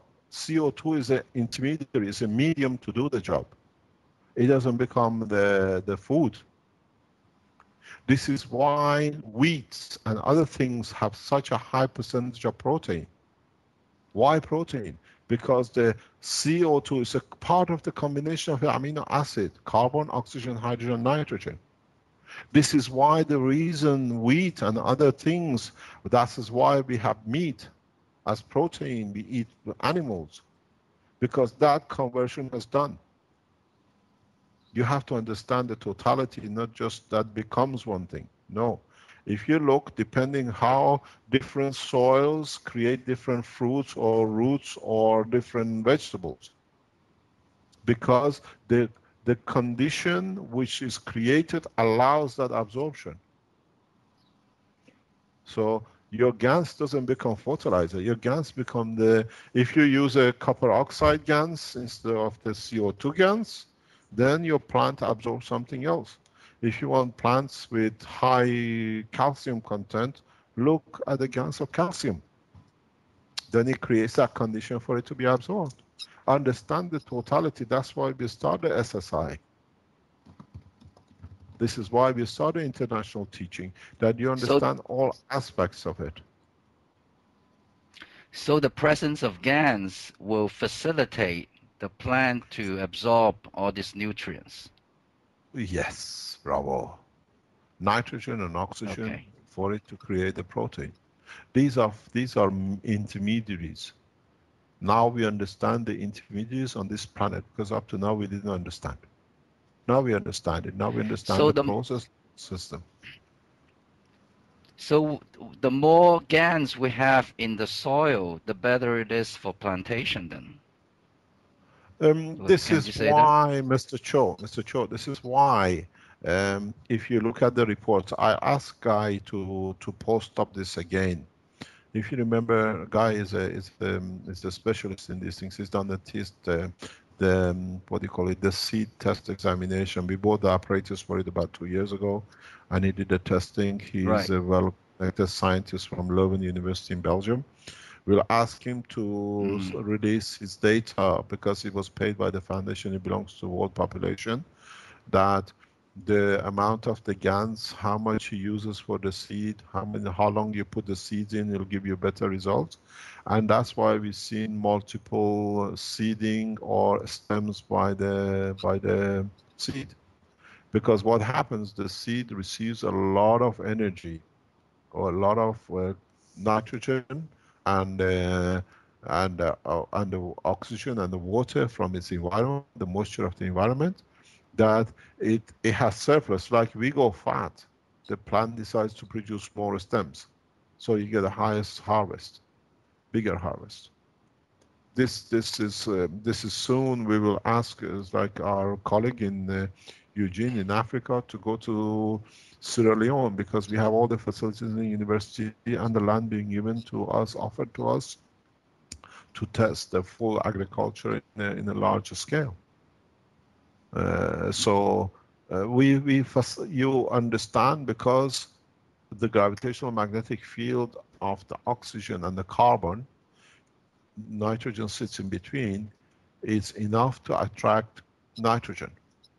And that nitrogen, because it gets attracted to CO2, which is coated on the seed, becomes the food for the plant. And so it becomes a natural food. What do? You go and find a way to create the fertilizer. 65% of the air we breathe is nitrogen. And CO2 has carbon is 12, oxygen is 16. And in the gravitational magnetic bond of the GANs, they attract 14, which is in between the two. And because the nitrogen becomes close to it to be attracted, the way we done in Fukushima in the water decontamination, it gets pulled in by the plant, it becomes a food. It's a natural, you don't need to, you cannot feed nitrogen and fertilizers to the plant. It absorbs amount it needs according to the stem and the cells is created. So it creates its own and on demand. This is what I say, you can, in the nature, you take as much as you need when you need it. And at the same time, when you have the nitrogen, as we've seen with the bubbles, you create a specific protein. That protein releases the hydrogen. Within presence of them becomes the water from the moisture in the air for the plant. So the plant not only feeds itself through nitrogen process to release the hydrogen for energy, it absorbs its own water from the moisture of the air. We don't do any magic, but now we understand the process. Got it. Thank you. You're welcome. We speak tomorrow morning, Mr. Cho. Yes, of course. Thank you very much. Next question. Yes, Mr. Keshe, I would like to continue a little bit with two correlated questions. The first of it is on the videos posted by the knowledge seekers.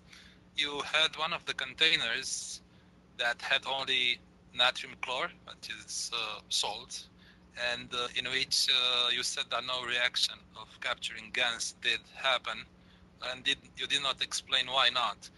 And related to this question is, if you don't want CO2 GANs but CH4 GANs, how you change conditions? You change the proportion of salts, or what specific you do? Because what they demonstrated Depends on the was only material CO2. you use and depends what's available to you. This goes back to our nuclear physicists and the biochemists to make it in like a formula for you. Because the nuclear physicists understand the process as a nuclear apparatus, and the biologist and the what do you call it, biochemist will put in the process of explanation of how to do it. But it's not a chemical reaction. You have to understand what creates the gravitational magnetic field of the material which you want. So you aim for that target. You aim to produce a material which does. Soon, I'm sure, very soon, sooner than you can think, with 7 double reactors running in the lab, you will find people will report they slipped on the floor, there was grease, somebody dropped the grease on the floor, or fat or something. But the first thing they would ask to themselves, how did you set your reactor that you produce grease from the air? People will find, I explained to John in past week in a few conversations, that how you can produce material where you want in your reactor. Because John, he wants to be the Archimedes of the 21st century and produce the gold from fresh air. And I'm trying to guide him as much as he can understand in due course with his reactors he can do. Because gold has no more value. So you create the condition, but understand the condition before you're going to create it. The problem has been up to now, we want to find something to do something. But if we know what we want, you just create a condition. That's what I've done all the time. I looked at how fat was produced, how first life, first protein was produced. Yes, but coming to And our then I example, said, what will be the difference between CO2 and CH4? It appears that people a really lot, don't a understand lot, this. a lot, I know. a lot. Can you elaborate? You understand the gravitational magnetic field of the number of the electrons and protons and neutrons in each structure. Simple. You got one carbon and 4 hydrogen, and the other one you have carbon of 12 and 2 16s, 32s. Right. You look at the gravitational magnetic pool. I don't look at the atomic structure, or what do you call it, double bond and single bond and whatever you call it in chemistry. I look at how magnetic field accommodate each other, and gravitational field, when I call magravs, and that gives you a good indication of what you got to do. You see, you got to be observant. You just look at things and go, but we try to look in more detail. The what do you call it? The production of the protein has been one of the easiest things to do. And people here have seen it. I set one system up and straight away produced protein, what do you call it? Protein. The reason being, I did the same thing in Tehran. In Tehran, the Office of His Excellency President gave me enough freedom to test the stupid things. So I had the freedom to test stupid things. So I said one day I want high pressure air. And they gave me high pressure, but nobody understood why this guy wants a high pressure air in the lab. So I connected the high pressure air into a reactor, which is totally sealed. And I was expecting to see protein.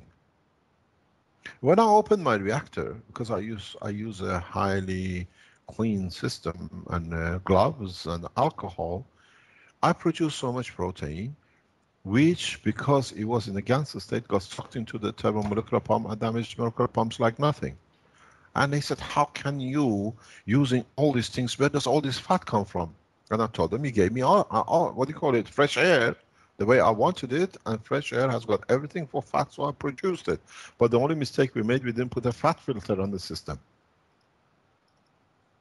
One thing I will tell you very clearly, you will see within the next few days, for the first time,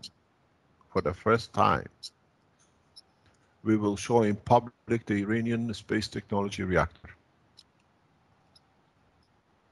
It's been given to me as a gift, and now we gift it to the world.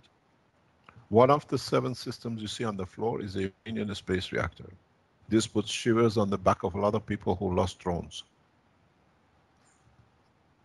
Now you see how it's been done and how small the system has been. I hope, and I've got the permission from my government to do so. A gift is for everybody to use it and to enjoy it. You will see how little small this reactor is. We showed it in public on the 3rd of December 2011, after they blocked us in Holland. And now you will see the reactor in open, because the scientists have all have seen it, the knowledge seekers have seen it, the diplomats and politicians who've been here, they all have seen it. It's not a hidden thing. Now we show it, and it will be part of the star system. Because this system has already lifted, this system has already shown us a reduction. So you will see no one has ever shown these kind of things. We are very open about it. And I hope my government will respect what has been agreed. The knowledge is in open. You cannot hide it. As I said, every reactor in on this floor, more or less, most of them carry part of the Iranian technology. We haven't seen bans, we haven't seen ultimatum we cannot do. It was given to be used for the benefit of mankind, and now it's there. This is what I said for years. What is called the axis of evil was easy to sell arms for others. Now nobody can sell arms. And that axis of evil technology is on the table, and we're getting the pleasure of it, what we saw in Fukushima in past few days. It's part of the development of the technology which is accumulated over years. So if you want to see how you can fly, the system is on the floor with everything which is there. We have an American system which is come from the state. We have people from Slovenia that brought their systems. We have broken pots from Belgium which is going to fly. And it's everybody is in it.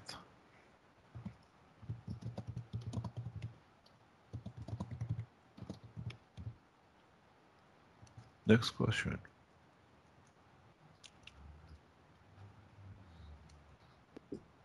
Mr. Ketch, I have a few questions. This is Brett. Who's speaking? Can you hear me? Hello. Brett. We can't hear. Yeah, we can't hear you. Can you speak? Yes, we lose you. Repeat your question. This is Brett. Very. Yes, Brett, I can hear your name, but I don't know what you're asking. Okay, regarding the communication with the Gon's brain, I told you before I could access my field, but I have a friend who's much more advanced, and I would like to get him on a call with me, you, and Elia, and he can share his knowledge with you and show you. You can watch him do these things, and he can actually leave his physical body. Hold on, Brett. Why don't you bring him on the next knowledge seeker, next workshop? Then we all learn. Okay. I'll send you an email about it before. Speak with Rick and organize it with Rick for next time. You send me those prisms, am I correct? Yeah? Yes. Yeah. Very interested. Now change the prism into a sphere. I saw them, they're very interesting. Very interesting. Yes. Also, but I think this is something. No, Brad. Let me stop you there. This is something which this knowledge and the way you explored it does not belong to you. It belongs to all of us. We have to share it the way we share. Organize and teach us how you do it. Next session, take videos, or in a couple of sessions from now, and teach us, because it's very interesting. This is a part of the communication line, but you're more in the matter. Then I explain to you how to go into the plasma doing the same thing. It's very interesting. I saw what you sent. Thank you very much. But now come on and teach it properly as part of the workshop. Organize it direct. Because it's not magic. What you do, you understand half of it. Now explain the other half when you show it. I have a question about the mind and relation to sleepwalking. Oh God, don't go there. Do you know? I can explain it to you, but yeah, it's very easy. Sleepwalking is very easy. You don't sleepwalk. You call it a sleepwalk, but this is a different state of mind and operation of the mind. You have to understand the structure of the brain. Hello? Go ahead. You have to understand the structure between the emotional and the physical. The people who walk in the sleep, the physical part of the brain is active, but the emotional side is not so active. So the physical carry on doing its job without the control of the emotion, because you are, when you're awake, you work both between your emotion and physical. And if you understand the structure and look at the structure of the brain, you'll see which part is the physical, but because it's gone part of the process in its memory, it works without reaction. In some cases, you see feeling too. It's just like, I know what I'm telling you because one of our sons did it. When he was about 3, 4 years old, he just got up and he went to the fridge instead of going to the toilet. He said, boy, this is not a toilet 3 o'clock in the morning. And then I had to understand the process. So sleepwalking is the physical part doing a job without the emotion. And when you are emotionally awake, then you walk because you can connect the two parts together. You can respond in why and reason why you're doing it. Then you have to understand how in the brain structure of people who they call a sleepwalk, there is a separation between the emotion and the physical part, with the memory of the physical part is still carrying the destination point without feeling into it. We did a test a few years ago that the gentleman used to wake up and make love to his wife and go to sleep 3, 4 times a day, and he couldn't even remember it in the morning. So we had to understand the process. To him, it was just a physicality. It couldn't have no emotion, there was no feeling with it. And then I developed to understand more and more, so I can tell you exactly how the sleepwalk comes out of the research. We have a case which I was with yesterday, a young boy, age about 12, 13 years old, with full physical maturity, but not mature in the emotional part and cannot connect the two together. And it's taken us now about 6 months. For the first time, at the age of 13, the father is over the moon that if he says this to his son, I want a scissors, he can go up the stairs to the mom and says scissors. Where he couldn't do at the age of 13 before. For the first time he can write, where he couldn't do before. But now we have to be trying to connect the emotion to the physicality, then we've done the job, and I think next 6 months we'll achieve it. You have to understand the structure. If you don't understand the structure of the brain, then it looks amazing, you do a sleepwalking and the rest. But in fact, everything has its own reasons and the way it operates. Next question. Mr. Kesh, I had a question regarding that aspect of the brain that will be the control mechanism on the spacecraft, for example. And would that brain structure be more of a emotional or sensing apparatus than a thinking? Yes, yes, yes, yes, yes. Yes. It's not like a thinking head. I explain the reason for this in the future. Okay.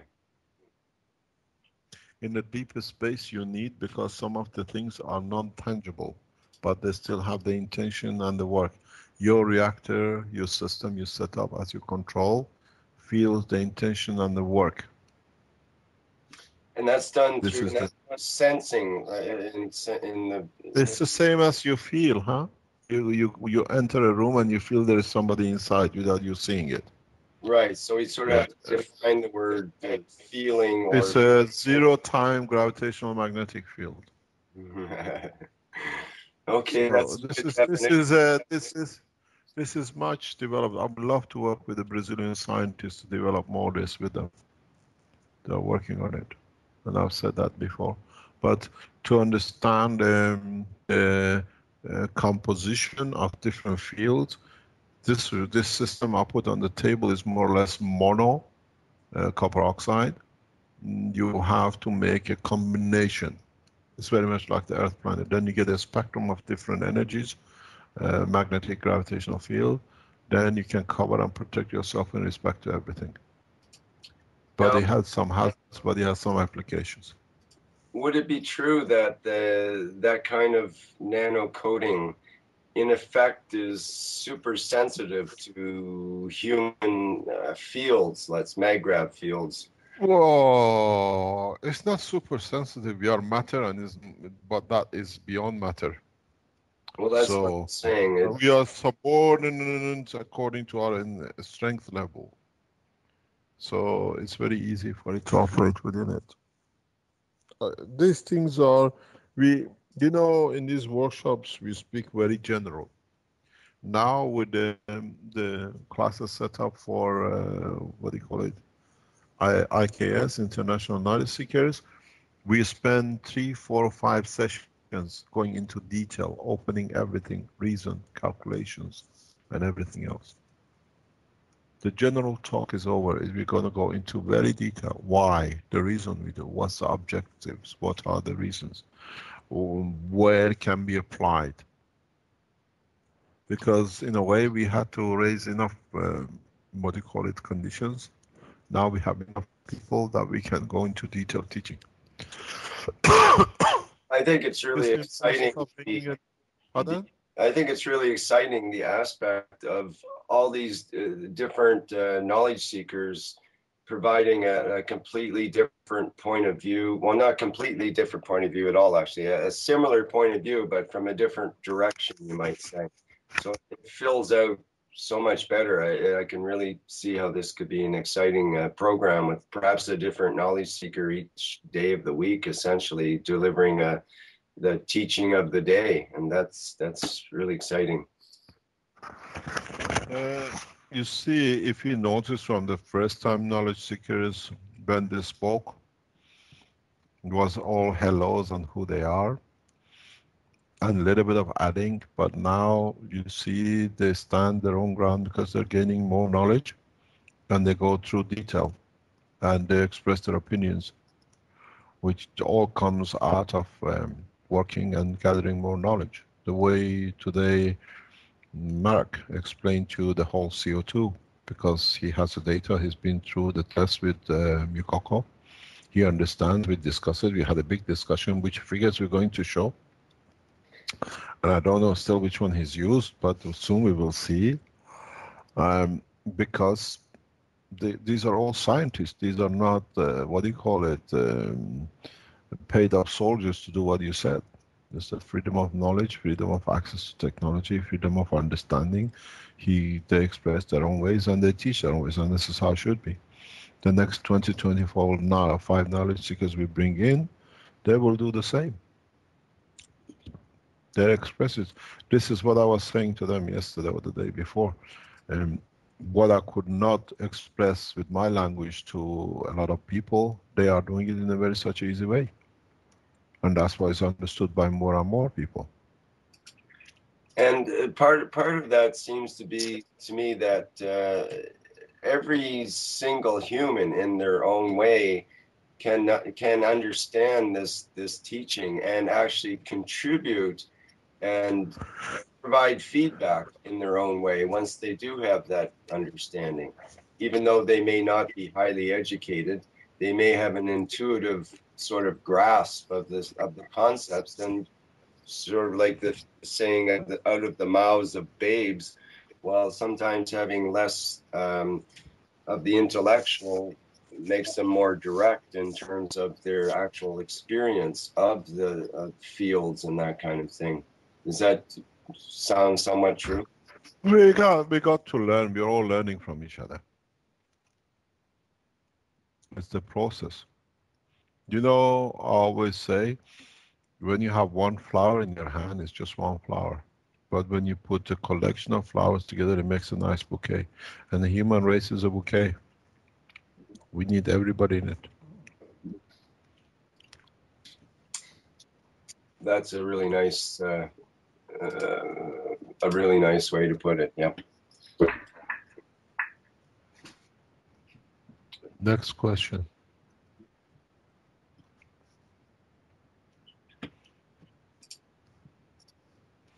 Have we I finished have for one more today? question about the gons, Yes, Brad. Mr. Kesh. In Yeah. relation to the material in the solid form, is it possible to Pardon? interact with it and have it? Can you? In I relation missed to the the question. gon, Yeah. when you're communicating with the brain gons material, can you have it change shape? You try and let me know. Because I was thinking you could put this over the outer structure of the craft and then no one could enter unless they were of a good mind and You don't character. need to do that. You don't need to do that. With the gravitational magnetic field system internally, you already create your own shield. We call it atmosphere. No, no, Yeah. no. I'm talking about a personal door to open the craft to walk in. No, that is you have to use. We spoke about it. It's a gating. That's a totally different process. Okay. Thank you. I think, Mr. Kesh, you mentioned the last time about it, that gating process in terms of this would be sort of a microwave type chamber or something that one would go through and be more or less cleansed of some of the negativity. Is that sort of what you're speaking about? No, it's just that you create a neutral environment between the two fields. The process is very simple. We will show it. I'll show the gating and the interaction on the reactors when they start running. You will see it. Premature question. No, it's just that you have to show it. We have what I call two or three loose reactors on our setup that we can use them for different tests. We keep 4 reactors in the star formation, and we have 3 loose ones who can run around, and maybe we can ask if this successful with Gert, they can join us in next couple of weeks, bring their reactors here and make it the 8th one and test here for a while and take it back home and play with it at home. This is now we're opening the international knowledge seekers.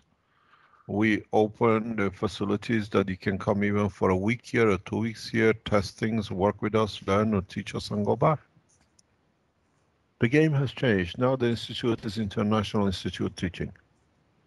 It's an international university, not just on the internet, but you can come and learn here and go and bring it and teach us and go. From the 15th of April, the game has changed. We still accept the 25 knowledge seekers for May, June, and we still go ahead with the 250 knowledge seekers because these things need people on the ground to teach and at the same time to have more knowledge to spread. But with the international knowledge seekers now, we can have few thousand people around the world. They want to see how just to make the protein system. We spend a week with them and they can go and that's it. They got the worth value of €1,000 to go and make food. What they want to develop with it. You have to understand a lot of people who come to the foundation, they come to get financially benefited by it. Very few we've seen who come to serve. So we are aware of the materialistic world, but at the same time, they can come and learn how to make a reactor and make a generator for them. So everybody else in the village will come and learn the same thing. So sooner or later, nobody can do anything wrong with another one.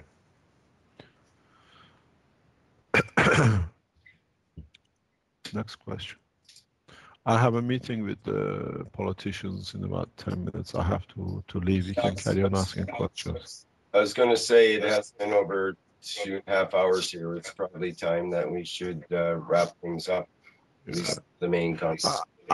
Yeah, but somehow, Rick, you got to start looking into what is the feasibly reasonable time of living for you, because you can't stay awake till 2 or 3 o'clock every morning. That we organize that 5 days teaching can go on from April. And this is important. We've got to see how many people we attract or they come in. and it'll be on the what they call the specific way when our our webmasters decide to put. Even if it means we shut down the Keshe Foundation to go only on SSI according to recommendation from Tehran, we'll do so.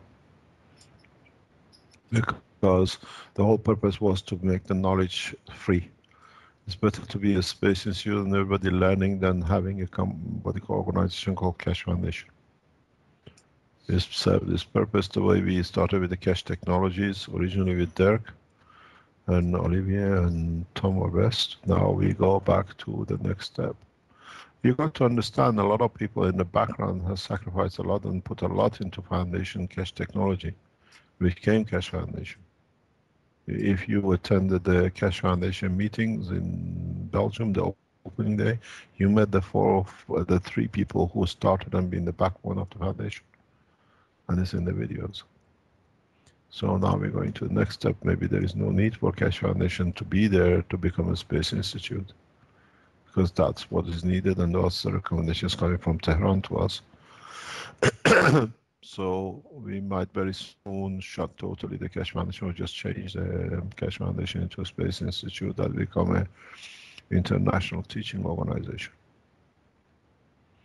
We'll see with the next few days. So as we say, the door is open now. It's teaching for everybody, and we have made it enough possible to go and people to be able to learn. At least this gives me a time with knowledge seekers teaching themselves from now on, that I can finish book number 4 or 5. Any other question? Well, let's end it for now. Mr. Keshe has to get away here. So thanks very much. Once again. You can carry on the speaking to the knowledge seekers if you want more information. Okay. Right. I say goodbye. Thank you, Mr. I give you a Keshe. hand. You're welcome. I'll hand you over to Marek. Bye-bye. Thank you very much. Thank you.